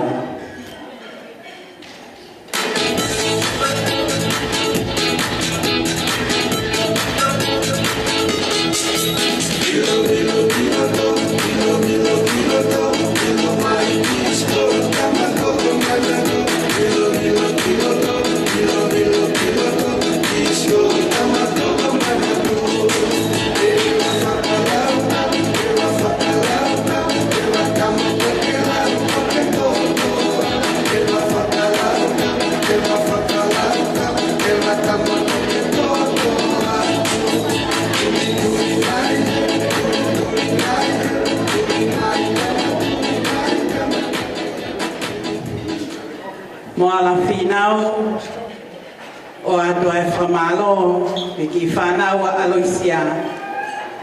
Malo mua moala ho kei ofa e mau whae pia mo ki mau tolo. E whiaf koe ni o ku whakahonga e ki whanau koe ni ai whamalo kia te koe malo apito. Koe keke hono hoko o hiki a kia ai ngatu fisi pea mohono koloa mohono katoriki vai ko keke i whakaosia pea o hiki a kia toa mahe.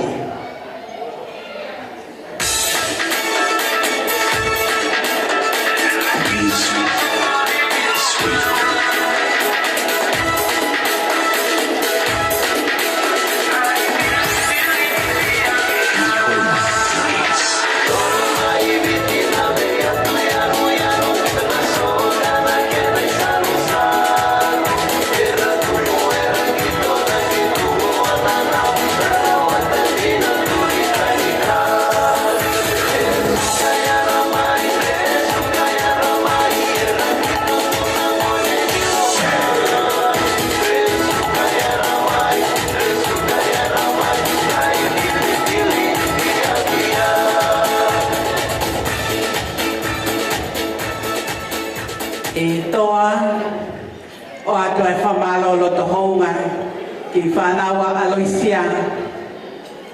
Tu o taheni a aloisia i Australian ni he taha hiwa fitu ono. Nā ke taritari ia, pia ke hoko koe whae kia te ia.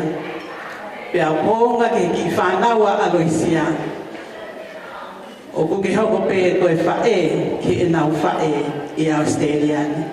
Whamalo kia te koe, pia mohohoa, e ofa, o mo whai ki e nau whae, malo au pito. Koe, wai pē mo ki ngai koloa whakalangilangi, loto pē, ai whanau, e whahoko pē, ai ngai koloa whakalangilangi koe ni. Uluaki, koloa whakalangilangi uluaki, hikia ma ai hau e ki siasi o pure la a, wahi o ulakai.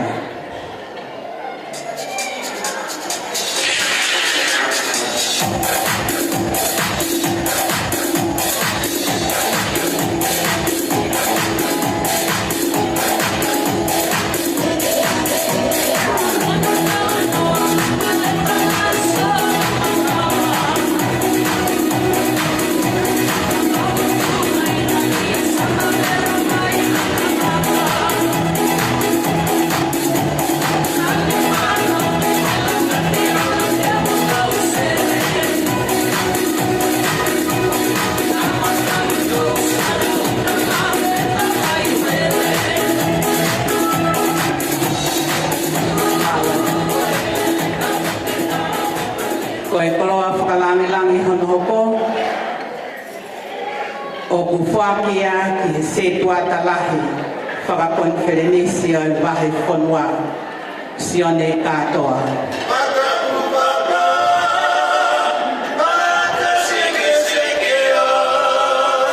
Aha.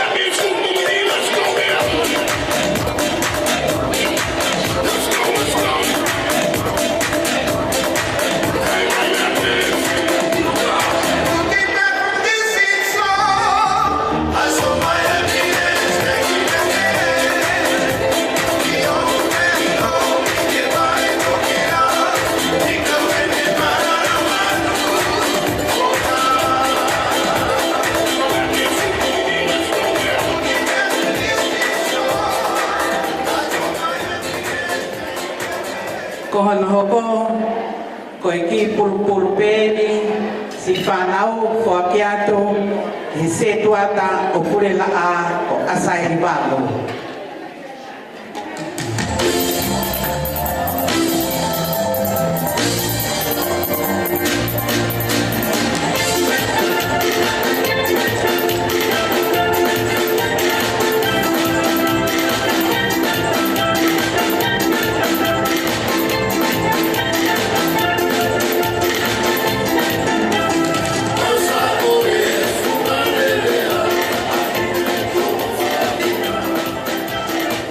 Koe pulu honoko, koe si pulu ia, koe family fae a Aloisia, fuakia kia Steveni Tonga.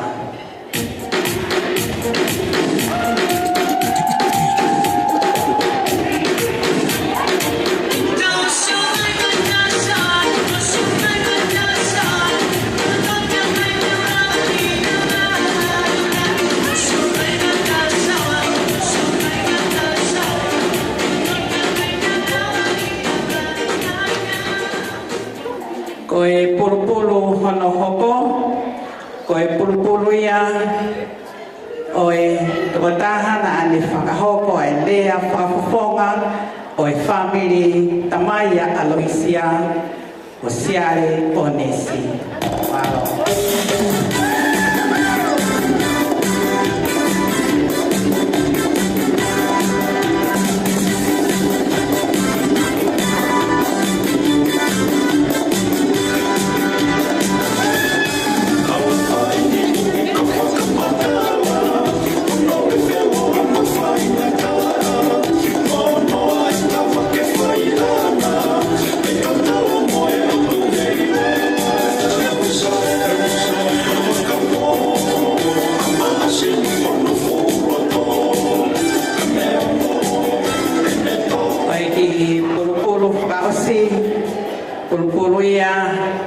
Oe tautahan ani whakahoko e lea whakufonga ai family fae a Aloisia o Matafonua Mafi.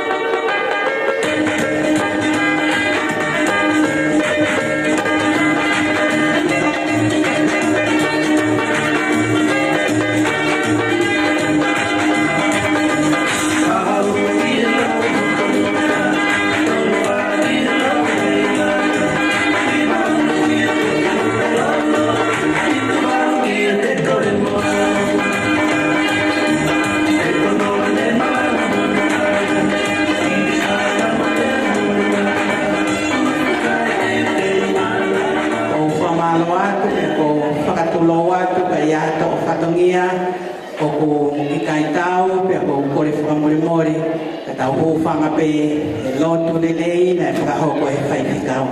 Ngā ta ngai e ki whatongia, ngai whae, pe a moi si whanau, moi whakamakapona a Aloisia, Reisinia, Mafi, Whinau, Malo a Pito, Tua Whātu.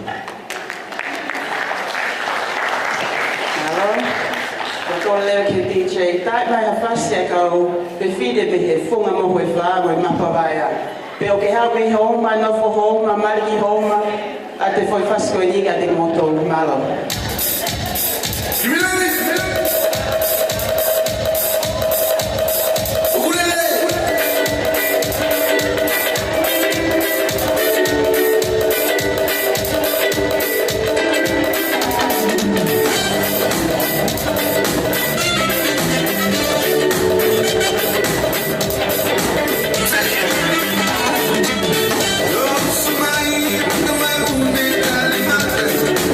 Hey!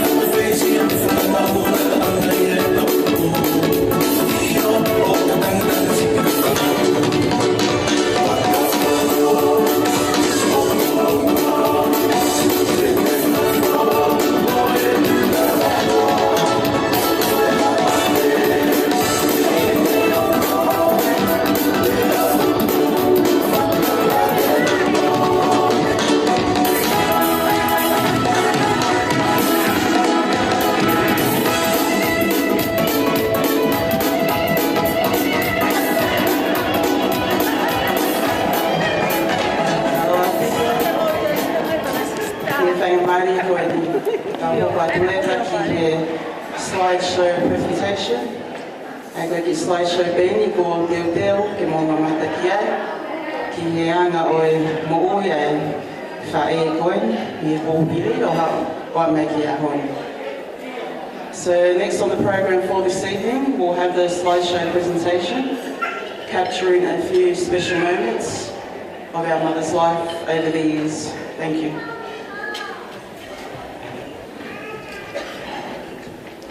Can I get the lights off? Thank you.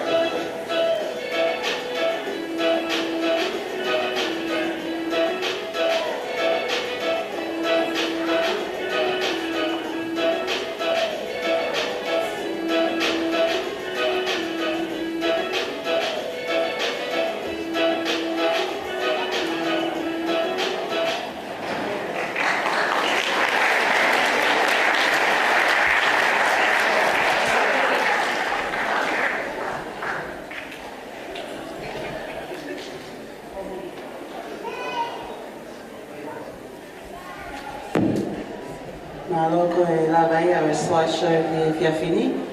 E tau hoko atu lewa ki he ngai whakame te koe entertainment. Pea e kamata pe e tau ngahi tau olunga e he whiwhine birthday. Pea kahiri e hoko mai e tau olunga o i whahu. Koe ako koe ki he DJ, tai mai peha tau whasi, ka tau taitari ki he tau olunga o i whiwhine birthday i mālo.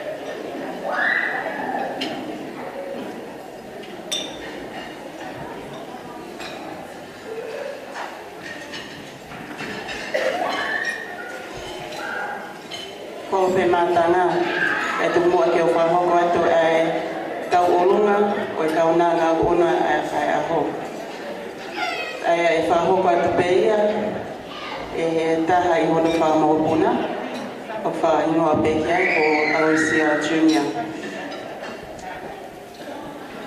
o ko ni ki he fahu o Aloisia kata ko tuanga taulunga o Aloisia ko falafihu au fia ke ai potanga to ngafuru te ko hono te ki ko to lai wafe o ko ni ki he fefina fahu Mikaela tupo Atkins kata ki pa mole mole ka ke me amai o hu ia te teki o fefina PhD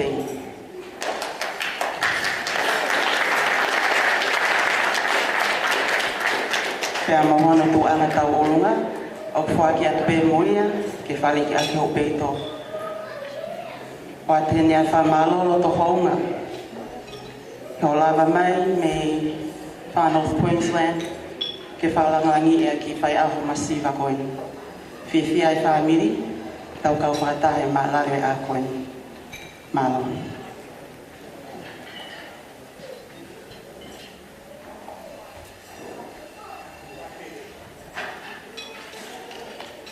Malo ko hin ke DJ tai mai pe atas mi mapawaya kai pahoko ai tau unga malo.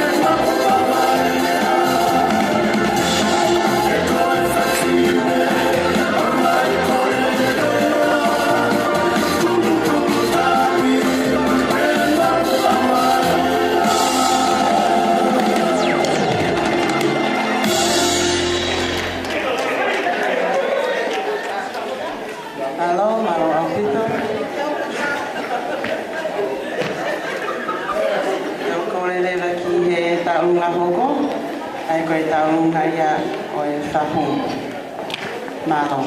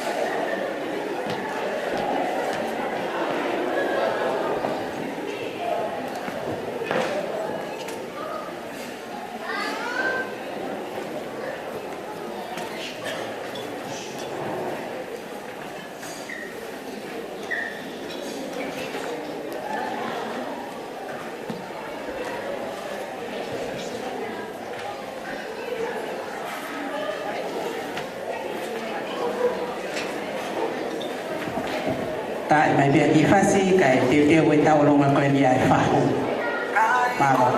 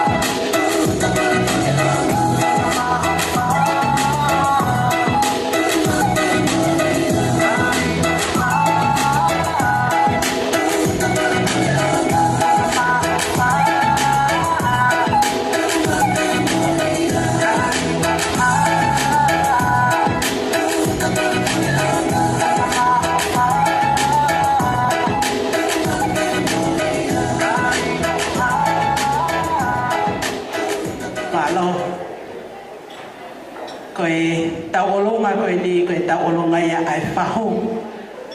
Mikaela Tupo Atkins. Sila mai me Queensilani. Pia mohono ngotuanga ane e ua.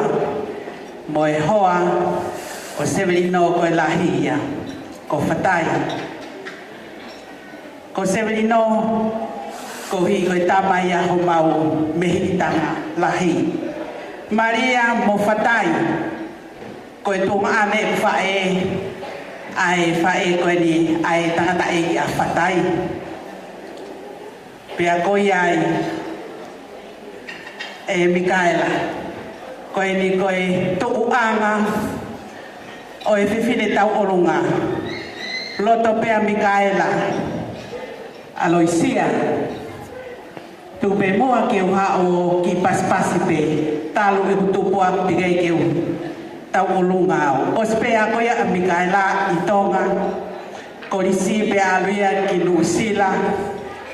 Koe ta oeni e fitungo fulu tupu te ke tau orunga ia. Koe ahoni fie ia no whakawhi ia e Aloisia. Pea taha kohi kone lawe he tapuaki ai tama o ene whae tangata.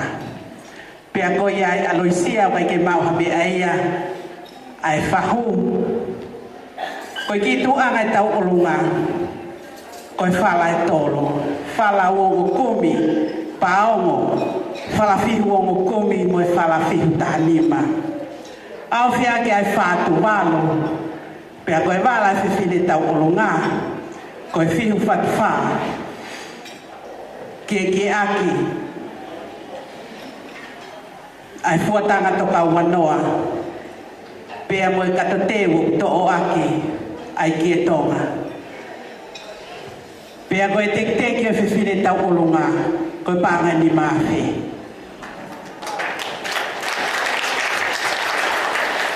Koe ko kore heni ki a Mikaela.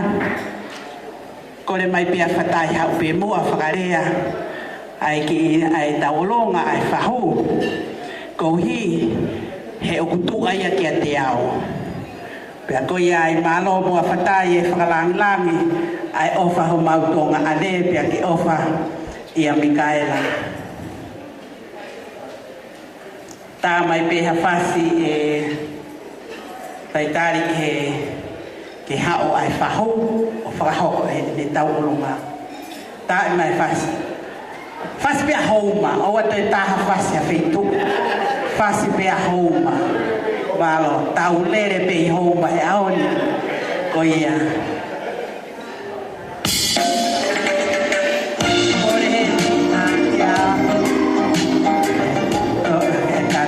Ki mua ai whakahoko e tau orunga e whahu. Kore atu pe ki a te koe Aloisia. Kata ki mai o huku iange hoku teki koe paanga ni maafi. Malo.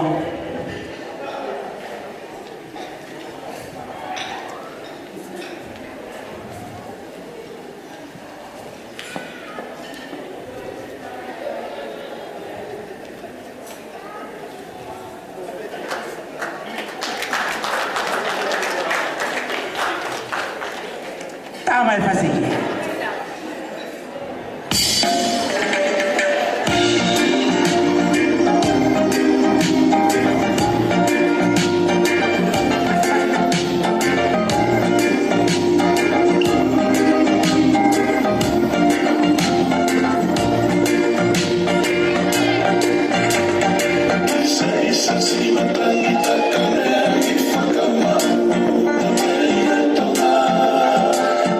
Oh,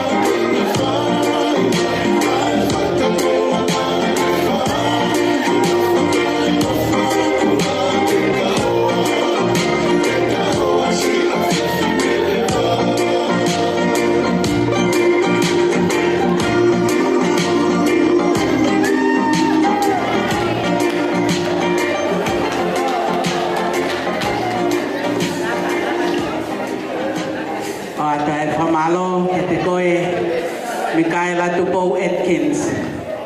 Malo pito si Pagalangi-langi, pinumutua-tua koin, Aloysia. Kaya ito kinito pero umeko ini malo apito o whanau ho whai tangata malo.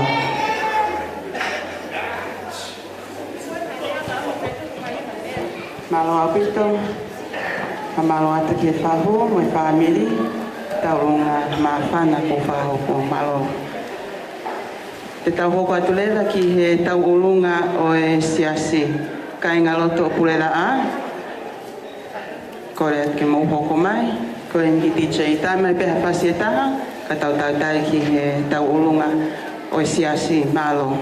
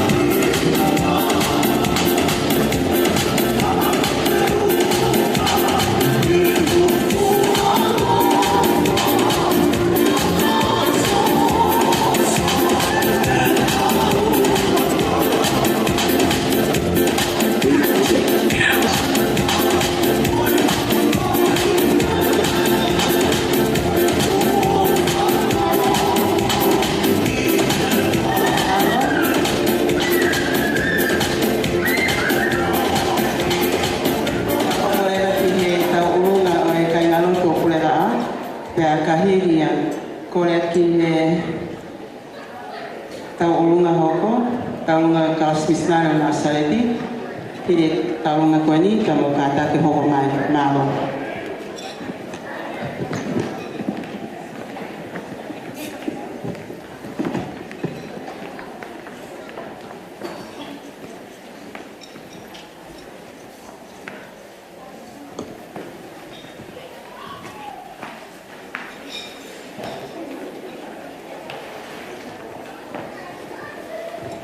Ora bege o patoloa o panga pe e talapatapu o oso no kamata ki e katoanga i pekoi. Kata mo mo ko e kana mari ko ni ke pagakato e ki patongia ko ni. Ao si o mau lawa mai mo ulakai. Papeki e se tuata lahi o vai ponua ke moe siasi o pungai mai ai fa kau pure ai vai ponua e mau pe kau nga kau bebe mo koe e malari o a koe ni ate mau tala monu o mau opa padawa ke o tua ene ke o mi ha ngai aho peheni ma au i he kahau ke hange pe ko la wa sa me ke ulo mai no poponga ke to mo uyai au la be be mo ta pe pa e ke an ki ai o ha po puri puri da mai pe sa pe ko tau ki pe tai mi o kai aku ma tala monuat ke ka au ke pononga o pai o yai vai na puri la o tau tai mi e Oia pena isi asi puri la mo tua mo puri la po o tau taimi ene. Oia ta mai fasi.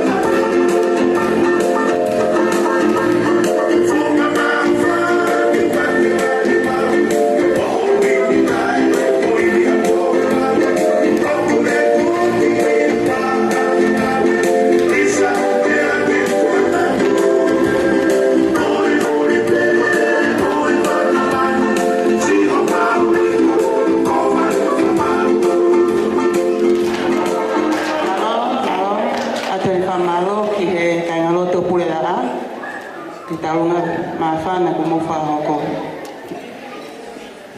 Tau ko hen ke whamiri whae o Alusia, ka inga me he lo to kai ano, o ka take ho mai, Katak te hoi. Kai ngā wholaha mo kātake hoko mai. Hiri e taurunga koe ni. Hoko mai ai taurunga o Ameria toa mahe. Hiri e taurunga koe ni, hoko mai a toa mahe. Mai whaamiri, malo.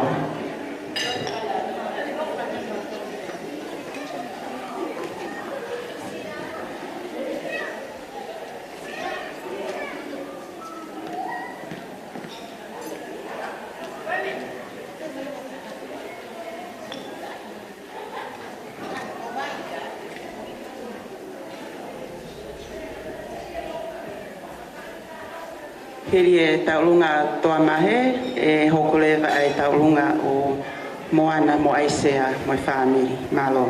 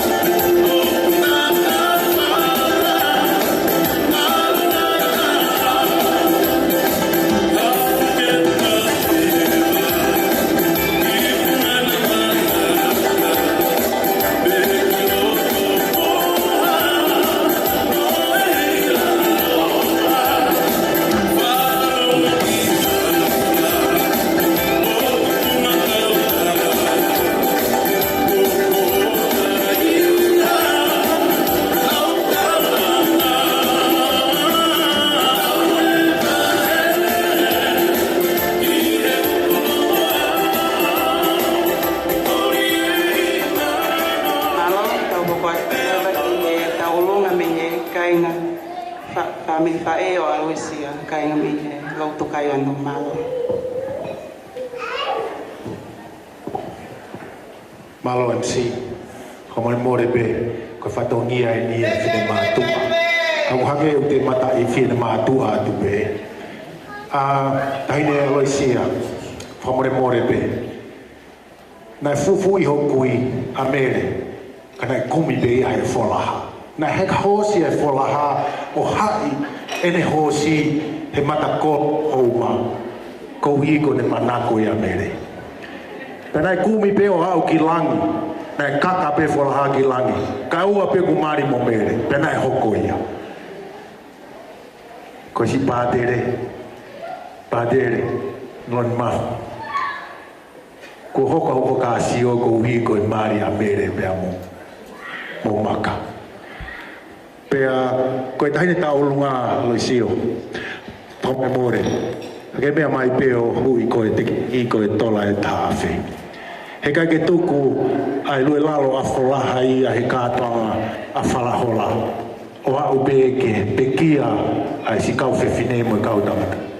He kai ke tuku e mau totolo atu. Kata ke o mea mai o hui e pare tahine taulunga.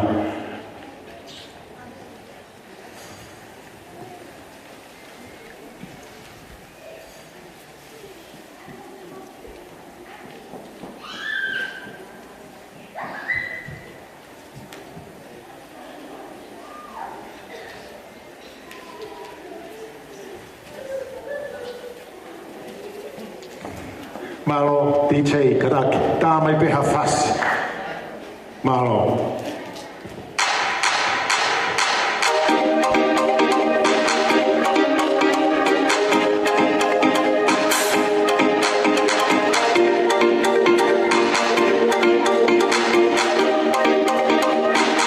Luto kaiano, tau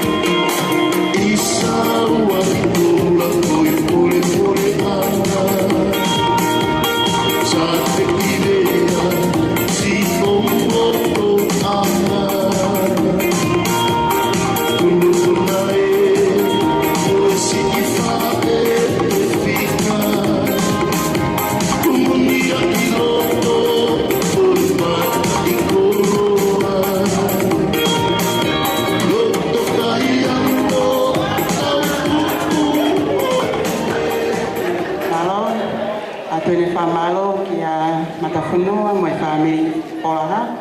Taurunga mawhana kumo a hoko malo e ofa. I tau hoko atlewa ki he taurunga o Amelia Toa mahe mo e whamiri malo. Hiri e taurunga koe ni, te tau hoko lewa ki he taurunga o whamiri o Moana mo Aisea. Malo.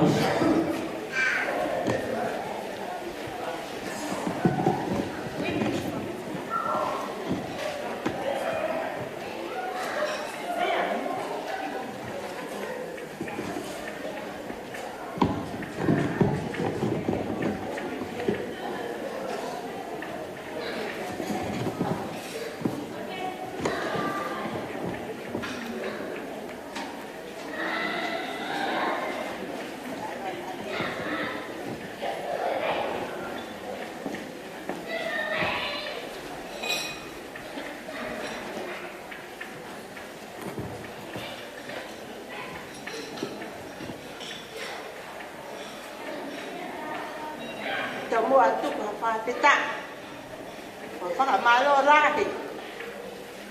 Ki otua mafi, ne tahu hima eta maui, tawa osi aman, apa kalau kata kita tengah le hao mai, koi pagi mau kepunan, botai dia ke aku jatuh. Koi ako, koi paka-mole-mole ato. Kako koi pe mua ke humpang. Di whakatap whakato. Na kamata akia e.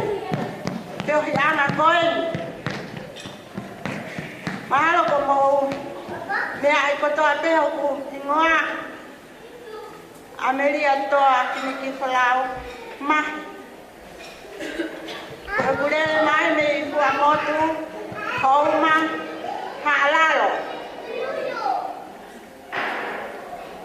Ko e ku tangata e ki. O ku ne tufe fine aki. Alo pua. Ko fine eki na matol. Ko whanau no pe. E na whakakau te urea ki angai ku peohi pe amoe. Kananga koe no kukosia no tau fitu ngofulu e aru. Kakau ilo ka putano alo ai. Te tata no aki ai aho poni ya. He nai kai koe peo hia nai top 5 pe. Ka koe peo hia he kei vale.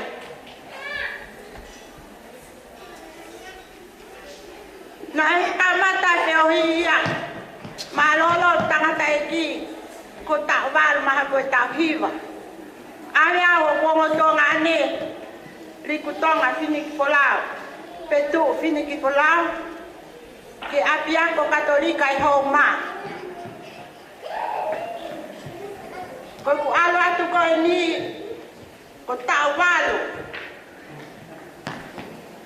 me ana fanon ki ai ke pe o ku tonga ane tu pege alti ai kaku kai ke poto he whakaata mai kane lava fufulu ele peredi mo ngahi ono mohenga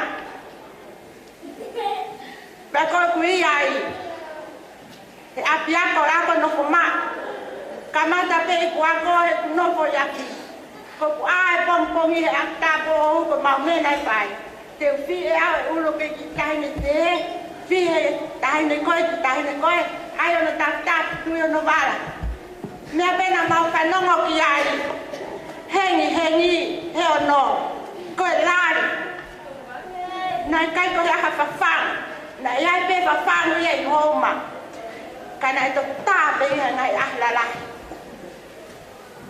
ko fa lari ko ni alo sia o ko ke fanongo pe au ke le o lari ko ni e ta pe tangata eki akos ko kuya aloisia mo tangata ek pa dele ko ni muy maya pana ko ni ko la tai ko ta pe laria ko si ko matu o te mo ta po I homa o maulue atu fai lotu.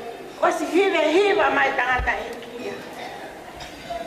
Toki hau pea ki ni kako koste fai lotu. Ihe aho kotoa na kai ke fai pia apa tupu ia patere. Na fai he aho kotoa. Aho vitu he wike. Tahawa tako te tapa. Ma tulu tuyo fai lotu. Hengi ku ma tulu tuyo fai lotu. Ma pononga ki fai lotu. Koe mea lele aloisia ai manatu.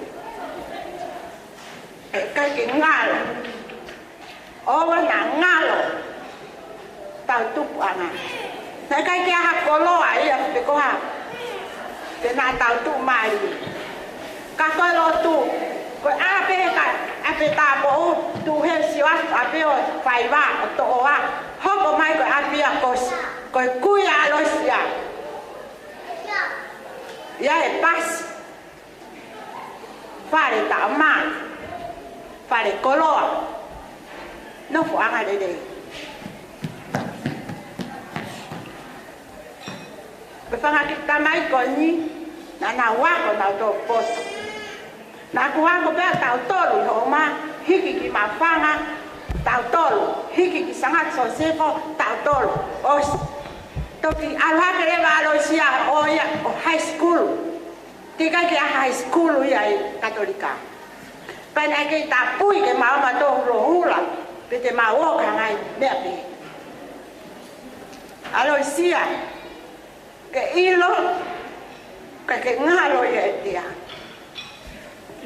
Tala pe aloisia to kua koe whaiako a. Ka koe whaiako nai pehe. Ka pao e mea ka tapo uki kolo. O whakata. E tala mai leo ka mau tolu hoku malalahi ake. Mo o tonga i whangita mai koe. Koe ke mantu epe, pena ea, pena tita mo Maria, mo hai. Ko sia pe tana wanga mana tui. Pehe pe sia e ko tai a koa. Ka koe uhi, na urahi au ia sia. Ko fitu noa koe sia, valu noa. Sio ki ai. Koe mamo ui a maua. Whaka lata. He nai tō peki maua ia. O pehe. Koe fukare. Ama naki na tolu e pua e fukare pi. A koe fukare tina e pua mai. E mamo ui. He nai tōli ama naki na tolu. E tōli koe kare pi. Merie. Ka nai mahi, he nai loi mata e maho matu ai ma whamiri, he ma tu a maua alu. Pea ko hono whakarea e na te he. Ko whini motua ko na, whini motua ko lo tuke.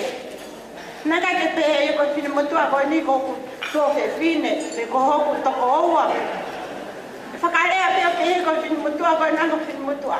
Whaka wheta e na ea pike aho. Na e pike aho ko osi. Kai ke te aha wahe pehe. Ko hui peki mau tolu, hui peki tauas aloisia, ko toko taha pe o whamiri, totoni. Ae nia, ke ilo, kia ilo. Ma pe puri ngako ia, ta koe ko hene asia, ta koe ko hako. Ma pe tau laki whare loto. Nā kai ke ma pe tau laki whituke, ke tau laki whare loto. Aha peko ia. Pe tuku ma aloisia mono ki whamiri. Ko tahin peko te marisi. Te kai ke tau taha mahalo te marisia. O mau nofo. Pele te o aloisia mo vidami. Ko mawai. Mau nofo kau ma api he pe ma hikio. Ko ki tahin e koko te marisi. Ko ki tahin e asia mo vidiami. Tahin e a aku. He ko awe na whao hina huu mo me ahe whato. He ko ne tangka te mai si koe ke tangi ne whae, tangi e kahau. Pea ko awe o ko hanga o awe ai mea ko ia. Alo sia, he kai ke ngalo ia te awe ta mo ui. Na ta ao mai o mo ui, whai na ta iha na ta oba, na ma oba lo ua. Na kai ke maa ko maua, ange ko pele pe tua mo me ake mao e nau pe pai nau wako. kama hola mai makeni o ova pakateta o fai o tua alosia e ngalo pepe o ko ya tawa ma o ta ta no foi pe ta hanga leva o nga he ta mo ui te ali we lo to ta family que na o fai tawa pe tu ko leva ta fua mahi ka ko ta foi suka ki tawa io he na mama ki ni tau vai na lotu ko na wa ko angelo ko mawai o ki vale vale tau tua mana tu sia pa pe mai belistan ngalo afe he ko nga ko e mo mai o ki lami ki he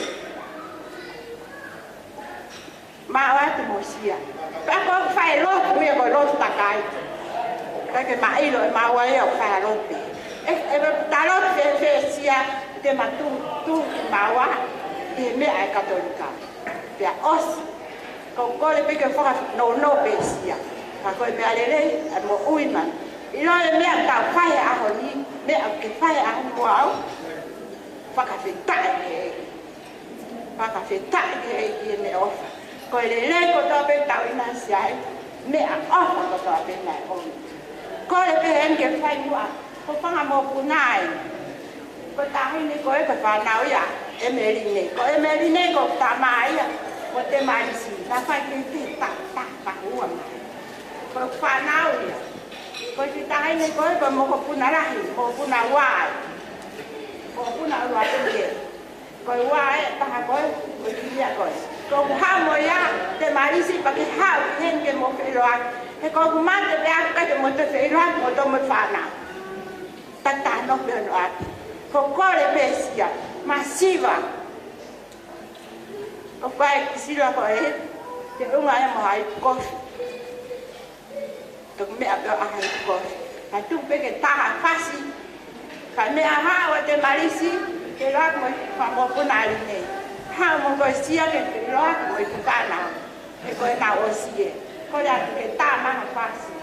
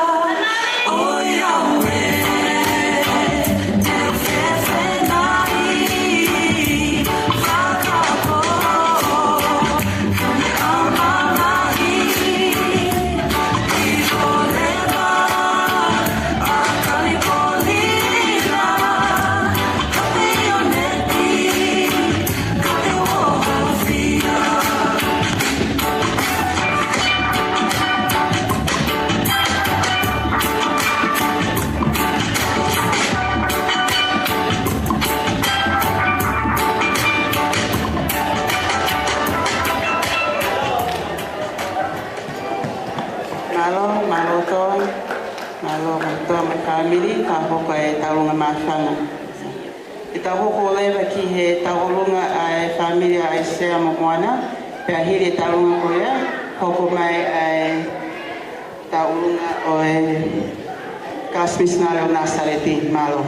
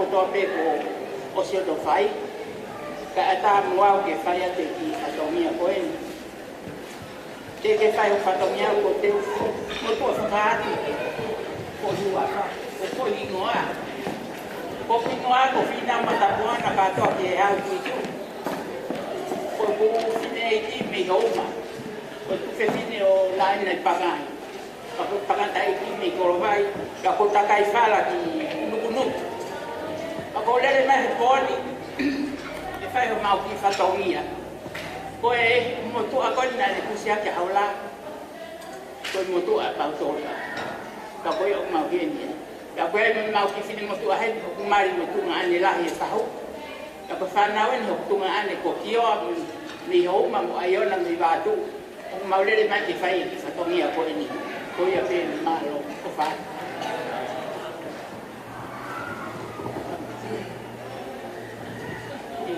ko mau te ke mau ki tau nga ko i ta pe mangia ko fa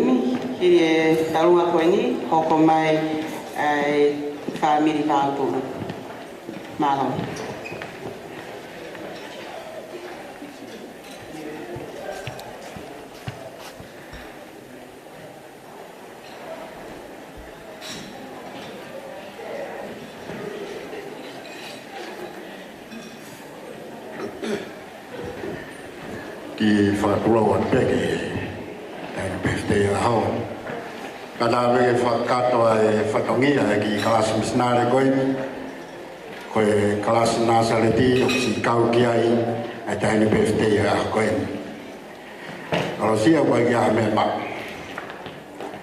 ai ki kalas misnare koe ke puli pe ua ka koe ngā he taula he tau ngā au e ai alo te whare o sesi. Maulawa mai bea hone ke kau whata pepe mo sesi mo whamiri. E whakawhitai ki o tua ai hoko sia mo hau sia ai maa maire o whitu mo furu e hawe. Kia me mo ua koe ki koloa koe nuk tōku i mu āpe mo e tekteki whake pia pe ma koe whaiaki. Au ngā tuki ha whataungia pe moe ki whalangeni ke whareke atu aki o peito maro awitu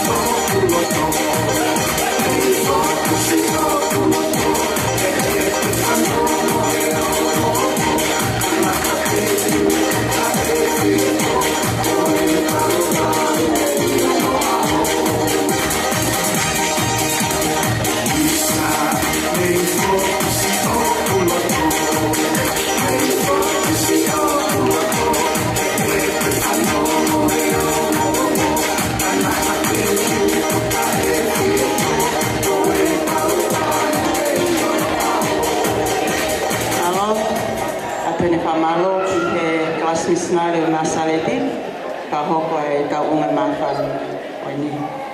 Te kole lewa ki he whamiri me he whunga ke a maka whamiri wau tuu mo ka tāpoko mai.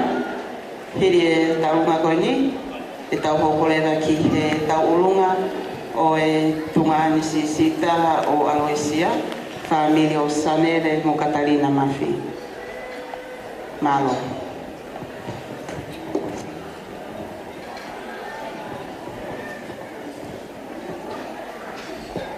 Para tulo watu.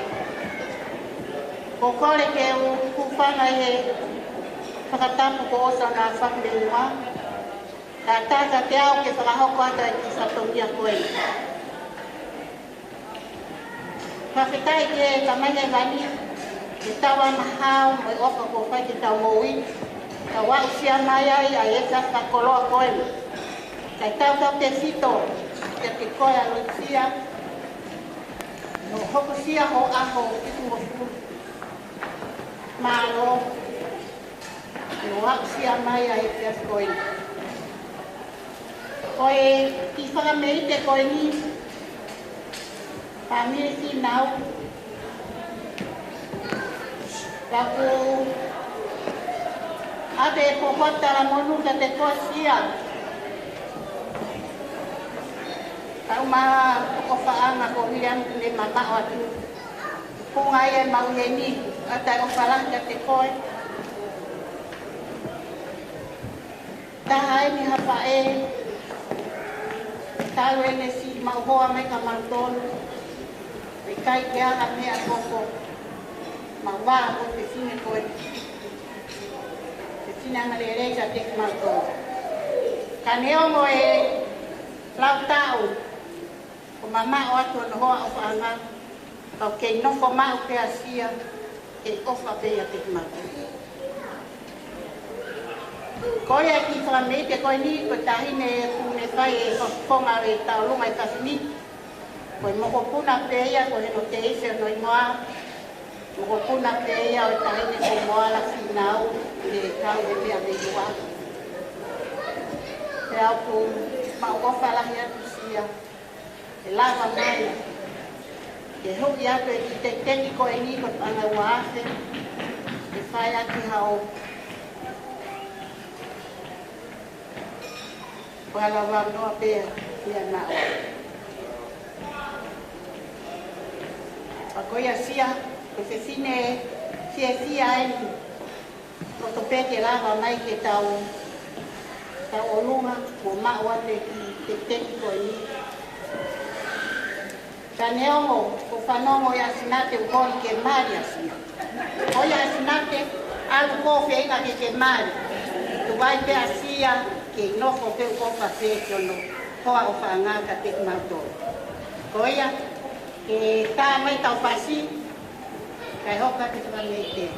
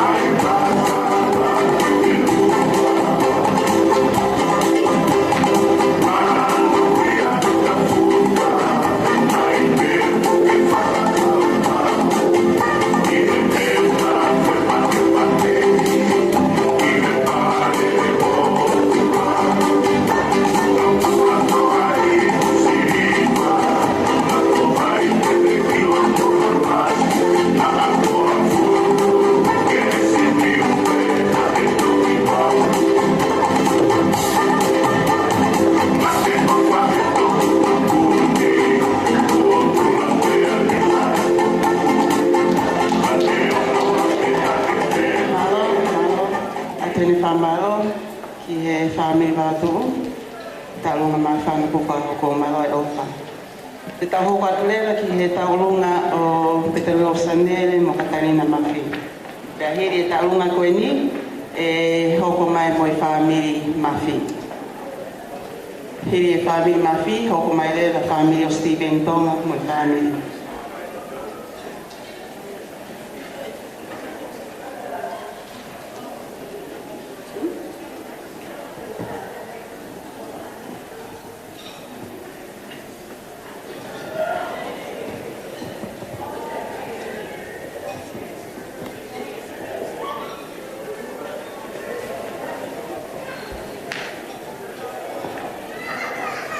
Koe tau olonga koe ni, tau olonga ni ai family.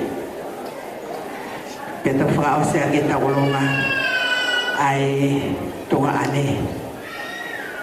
Tata ke mau mai. Hanga tau ki he, tu hanga ke tau mu ai katona. Malo. Sai.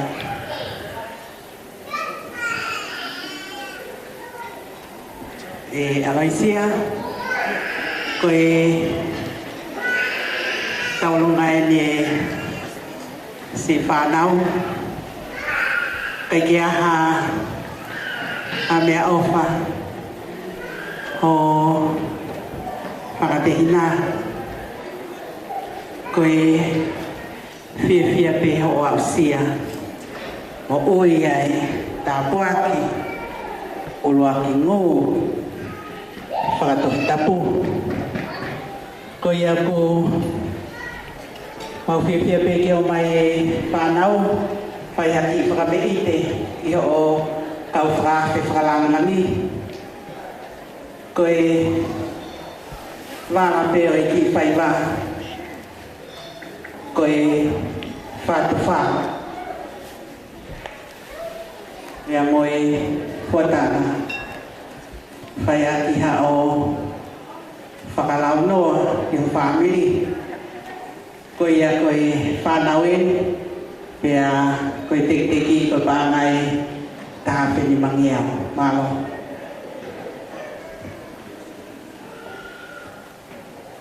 Toi ke oa e iloa si tawa tunga ulato uma ai e au ata oria ki ka moe whakamai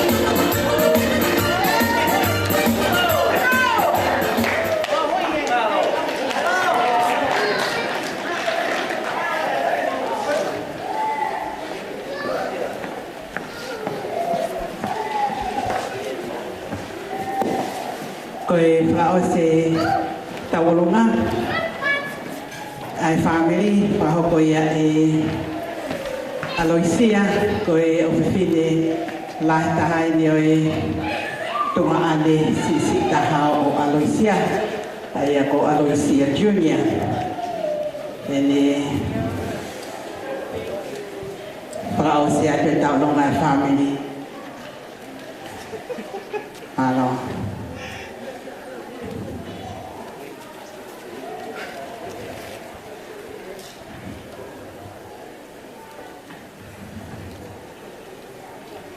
malo alo ato Aloisia ke hui o te tiki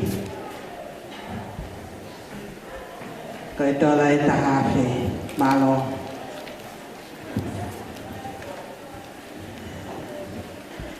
e Aloisia au kilo tamari ko fonga e tau kato ngā pi moa hangi moa ko e malo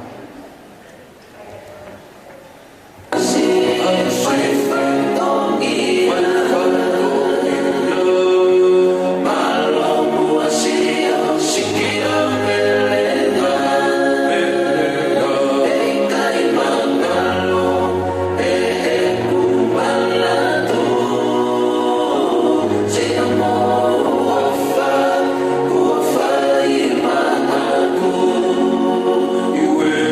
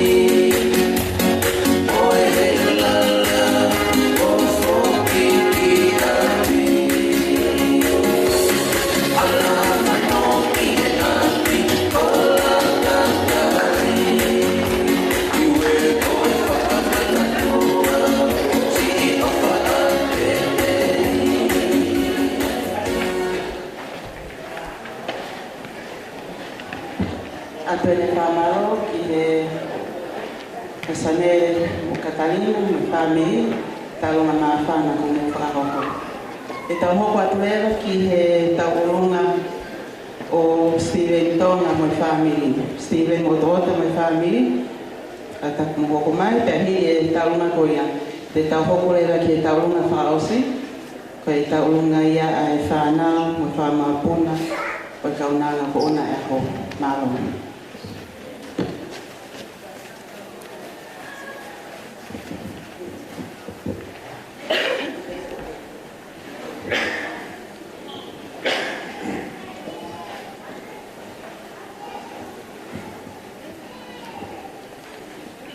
Whātulo watu, kauto e whātulo. Whaketai lahi ki a whio, ai tōru tahi o tua. Tau tui tato e vei ua, o kone a whio he pia mo tātoa. Pēku whātapu, makehe, ke tangata e pātele, pia mo haa whai whikau, o nau no nuku, i he malumalu e whareni. Whātapu makehe ki he whiwhine, o kone whātataha mai ki tau tolu, aloisia. I he whia koini. Ki mui ke whakaosi e whakongia o e pōni. Ki e whia pē ke whahoko atu, ko e whimotua o whaoha a. O tawa kakala i mala e whotu aika. Ko e ulele mai, pia mi whele ai mea. O ko takai whala, ki a Steven Tonga, ko tui, ko e whae tangata pēni.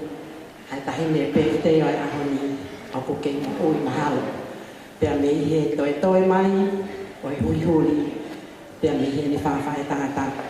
Ko lava mai he whiaf koe ni, ke whaipe hoku tatongia, ai mea koe, nai o hake aki hoku tala, hoku ilo ai, ai whangauhiki koe ni.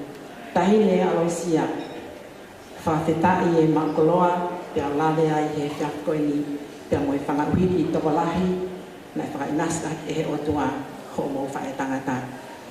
I he whiafini, mea pango pe, ne tikai ke a ue lau whika ia ki whelemea. Ngā tape whika whelemea he tola e taha. Ko te teki au e tau olunga, pia mi hoko whae tangata masiva. Pia whakakakato atu aki, a e whiawhini, a e kakei, hoko whangawhae huki. I he whiaf koe ni, lo makoto atu ke whae aki hao whae te lia.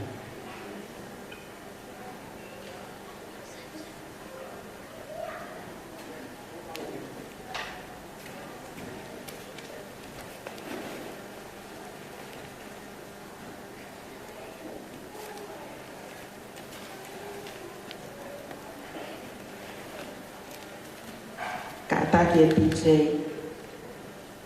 o tā mai. Deu! Fu!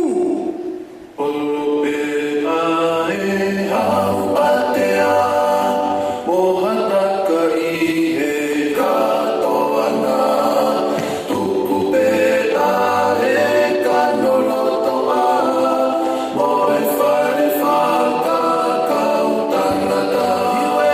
Moe whare whaka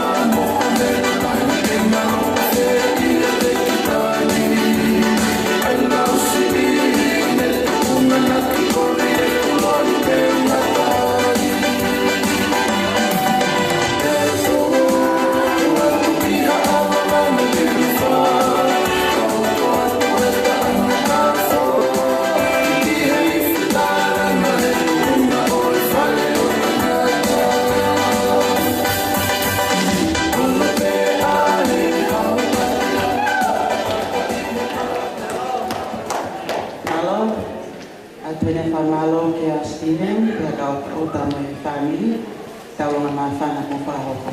Maloro. E tau hoko atelera ki e tau lunga whaosi. Ai koe tau lunga e whanau ma whamapuna o e kaunanu o na aho. Maloro.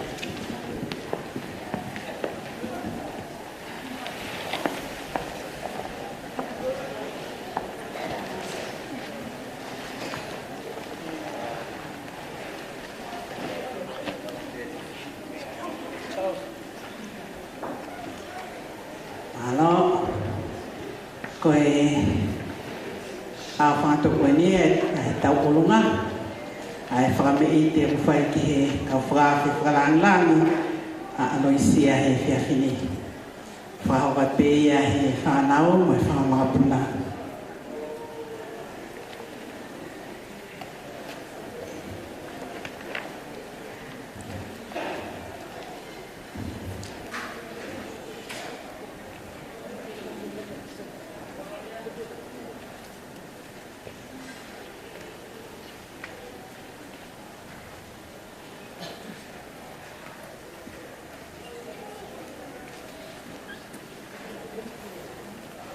Malo. Koe Aloisia, koe ni whakamagapuna, koe Teteki whakamagapuna, koe Pāngani Mawhe. Ora then, koe Ngiri Tunena. Mo hui mo Teteki, awe kia grandma.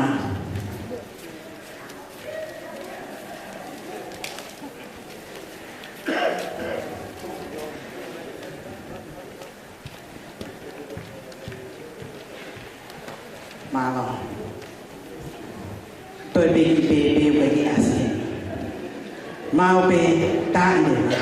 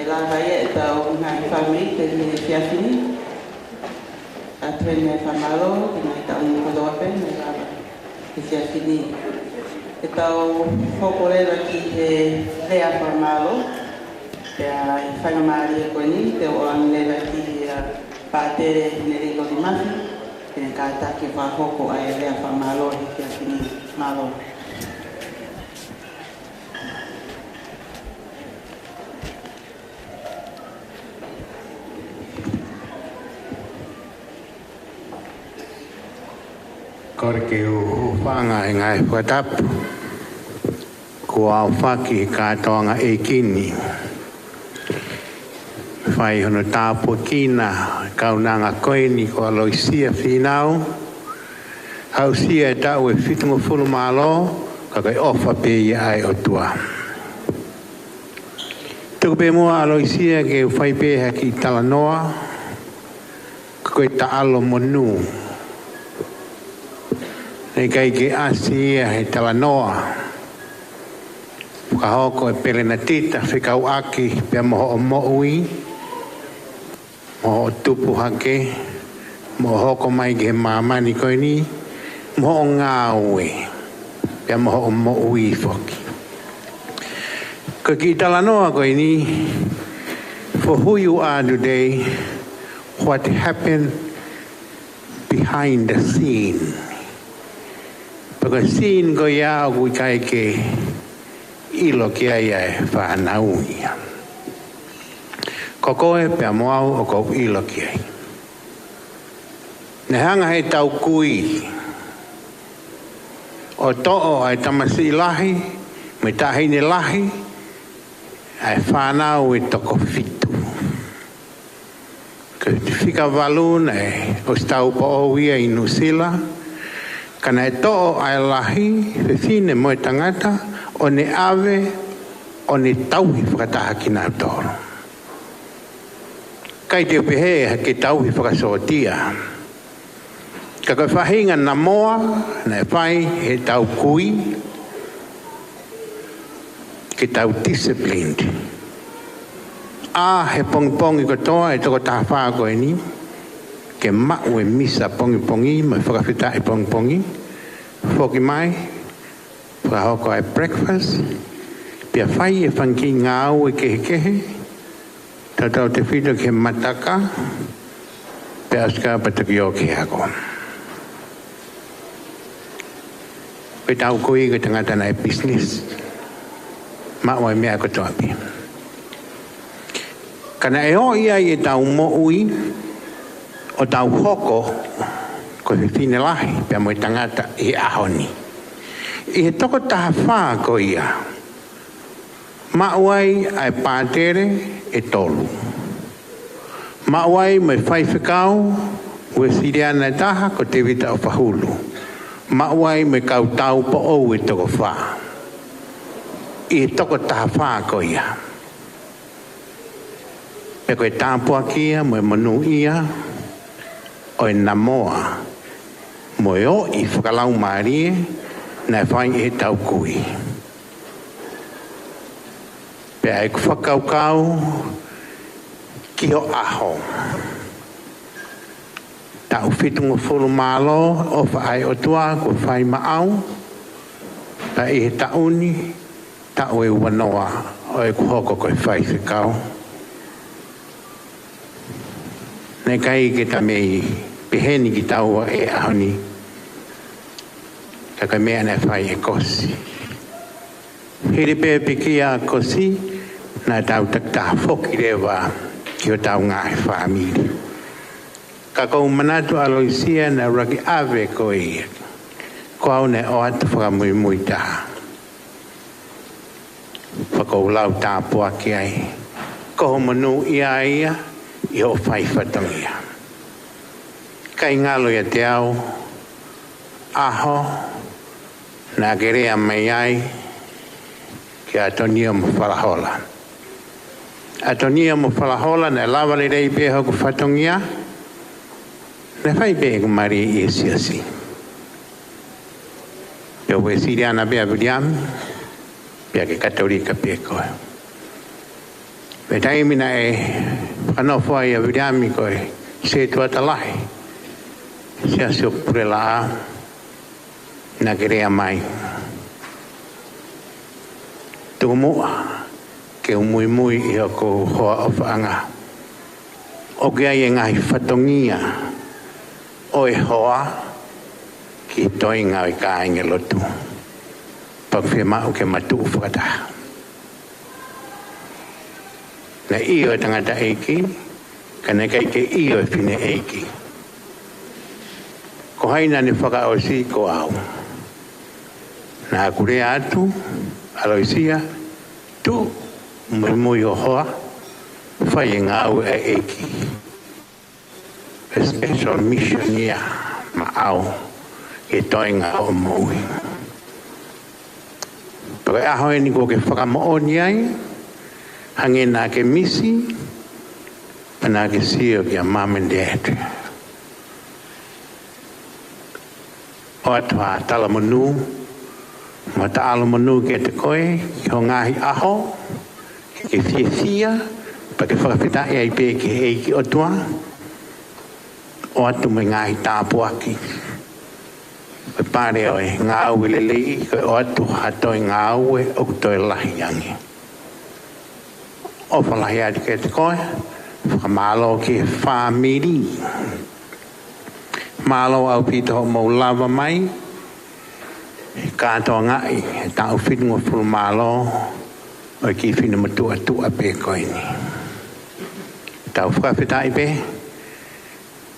pe mea pe nai mo uia ke tau whangakui koe lotu hawa mafi tātoke mi kolowai whakatu e lotu i hauma i tahi wanoa ni maa pa koe tau hau ia. Tau hoko ai pe, koe tangata i whanua, whine i whanua hauma. Koe ia ko atua e tāla manu ke te koe, tau ngā hau moui, pe pe ki e whanau, mo whangamapuna. Koe ia ko ofalahi atu ka te kimotolo, whai whikau, e ke sia, malo api te lava mai mi ken pela, whakahongai, ai ki fin matua tua koini Mikaela malo abito lava mai mi Brisbane ko i pe ko kore atu e ki fin matua koini ke lava mai o whakalangi langi aho no aho ko ia ko opala hea tika te moto no katoa mai hu whaki malo tu au whai ki atu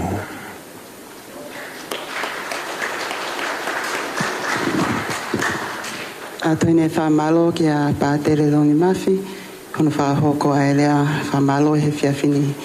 Kainga moe, haweik moe kainga, ko tawa mai ki he whaosinga, o e taupolo kalama i he whiawhini. O a toine whamalo lo to hounga ki he whaho, pe ki he ho eiki, kau taula eiki, mo ki motolo hono kotoa pe. Ai maheni kainga of kotoa pe, mo ki mea mai, tau mo ki nofo i mai ai, On behalf of my sisters and I would like to extend a sincere thank you to you all. We are humbled and appreciate your presence this evening. O koe whamori mori atu, ka pana ia hato whatongia, nei kai tuha petao, o wakai o whamori mori iangi au koe nofpea whanau. O kore he niki he whaiwhikau skaitari pa ango e vai whanua, kene kātā ki au whangatōku, o wha osi e tau kātoanga i whiawhini malo.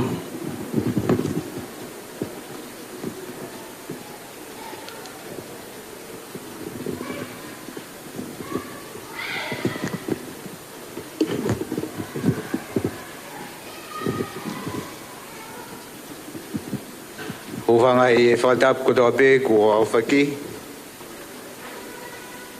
Whapapalahi ki e hou eiki. Hosea pē ki a he ulakai. Tata iki pātere pure o e alo ki a nuku alo wha. Eki he whahu o aloisia finau ki e kainga kotoa pe o e katolika e ki rea no ko whai o kuia e kosireo e ngahi siasi o ku tolu koe ahoni o ku ua mo konga ko wesira na pe mo katolika ko ki katoanga ko ni tata ek patele o hange ha ta o ki kosilio ai sesi saslahi va henga Australia a ku fia ke fa fonga tu ai fa ka pure le va fonwa pe ke fa ka pure ko e pastene sesi e ka inga ko ta pe nga mahen o e family mafi moni pe folofola ko e lito o e huri o vahe e whiwhi angan o kai maria e loto he whonuan pea pehe ki he seas katolika mo uesiriana aloisia na aku lave pe ko hi ke te ai ke lave ai pui to o behind the scene he kai ke tuku atua ai front the scene he te utalai hanga mai ko aloisia ko ia o ku whate tu ai e ngā he whatongia ke hapai e potu ngā au a whawhine i he sa utata au Australia. Pegai ke hala ke u lea aki na e tofa pe ia ko e polo o e fua o e loto fare o e family ke ta maria e buisiriana ia e sa utata uluaki kuia e sa utata update latest version ko e lere aki i o e fuka ko ia ko aloisia au mau ofalahi atu ki he toenga ko tau pe family ngai mei he te fito o e sias buisiriana o pule la a e sene mau whafofonga te mau ofa ka te moto mo mea mai ke tau whelongo aki he kātoanga whakamawhana ko en tau anga mo tua e ne tataki mo tolu he tampa ko te ape mo foki at ki ai loni mau tala monuat mo ngā he whatongea i he tau ki whonua hea whafta malo e whakoloa i he whiri anga e whiawhi tau whaos mau whawhita i atu e o tua ko e koloa ho o whakahoko ai maherenga e lotu oku hapai ia e a pātola ki he tau tangata pe au tala noa mei tua ki he lolotonga ki he kaha o ai hakatopu e loto whare ko en au tai maria e loto mōni pea e wholwhola o e aho whakoloani au tai maria ai loto wharen au tai maria e kalasi aho nāsaleti au tai maria e siasio pure la a mei he whanau mo e whamopuna ke la ngai ai family ai lot lele ai afiana ko mau whawhita ia mau tutuku pe mau movete ke tapa ko to ape o whahoko ai whinangalo ai afiana au whaelo tonga pe e no ngai o tua e mama i te tae o tamai ko toa pe o whakani malu se mōlo tō mo ngā whakaukau i a klaisiso pake hoko mai e tāpua ke o tua mawhi ai o tua ko tamai mo i alo mo i laumari e maa on ke i a te ki mau tōlu ia o tangata amen Te o mi a mie siri lai se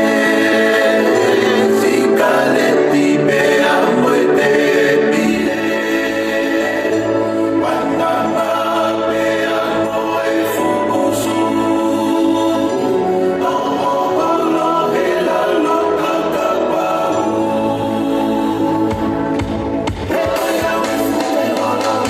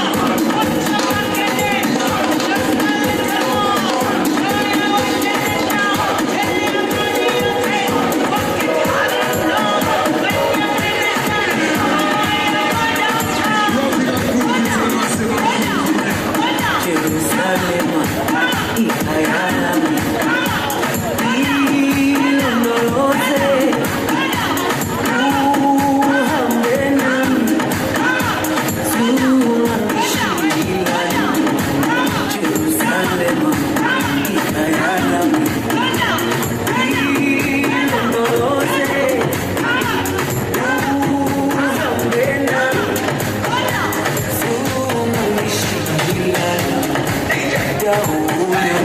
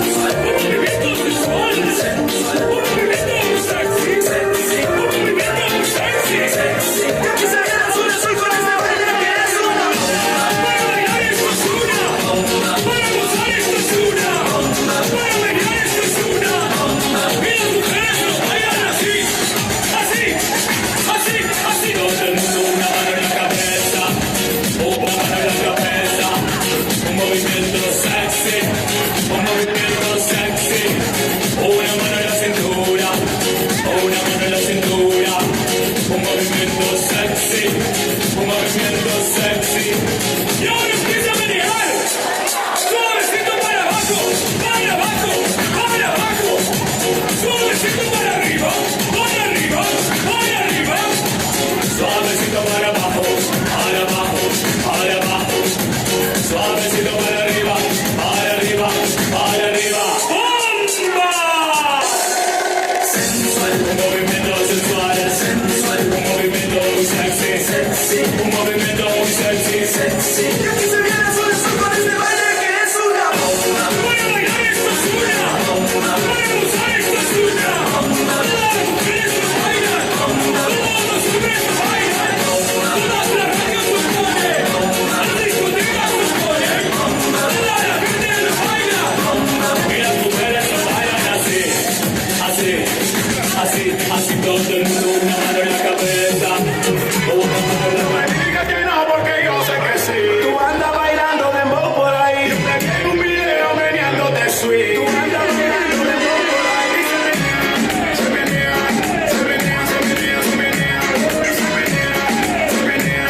Con tus amigas en la pista se menea. Cuando escucha el ritmo, se menea. A ella no le importa que la vea, sea un cante o sea de la DEA. El hombre que la vea solo se va a ver. Se acusó de la canela, quiere un perreo. Cero ladera, puro traquetero. Está hablando mucho eso de la mareo. Contra la pared, ella quiere batureo y te dice ahí, ahí, ahí. Se da la media vuelta y se agacha bien straight. Ahí, ahí, ahí. Bombelina, bombelina, bombelina. Ahí, ahí, ahí. Se da la media vuelta y se agacha bien straight. Ahí, ahí, ahí. Bombelina, bombelina, bombelina. No me digas que no porque yo sé que sí. Tú andas bailando dembow por ahí. Yo te vi en un video meneándote sweet. Tú andas bailando dembow por ahí. Se menea, se menea, se menea, se menea, se menea, se menea, se menea. Con tus amigas en la pista se menea. No bailas suavecito y no baja hasta el piso.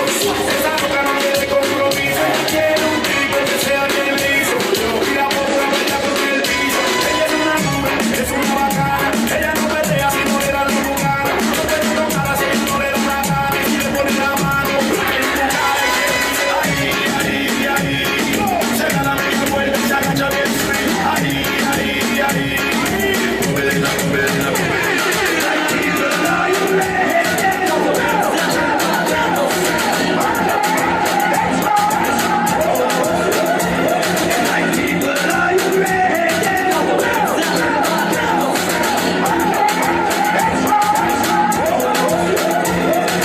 Shake that thing, miss. Kinda shake that thing, miss. Kinda shake that thing, yeah. Da-da-da-da. Jody and Rebecca. Shake that thing, miss. Kinda shake that thing, miss. Kinda shake that thing, yeah. Da-da-da-da. Jody and Rebecca. Come on, get busy. Just shake that booty non-stop when the beat drop. Just keep swinging it, get jiggy. Get drunk, just percolate anything you want. Because it's oscillating if I don't take pity. Want to see you get live on the rhythm of my blood. And my lyrics up about electricity. Can't nobody can do you nothing because you don't know your destiny. Yo, sexy ladies want power with us. You know they care with us, them now power with us. You know the club, them want flex with us. They get legs with us, them can't make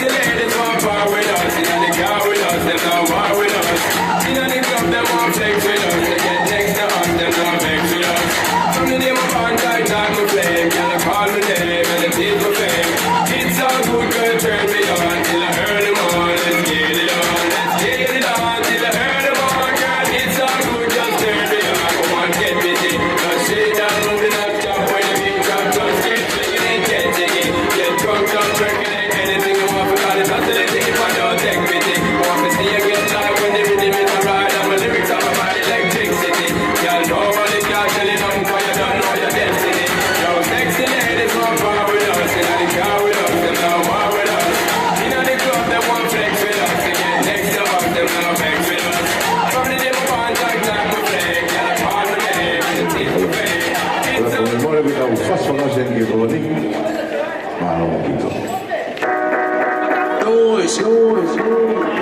Isa, isa, isa.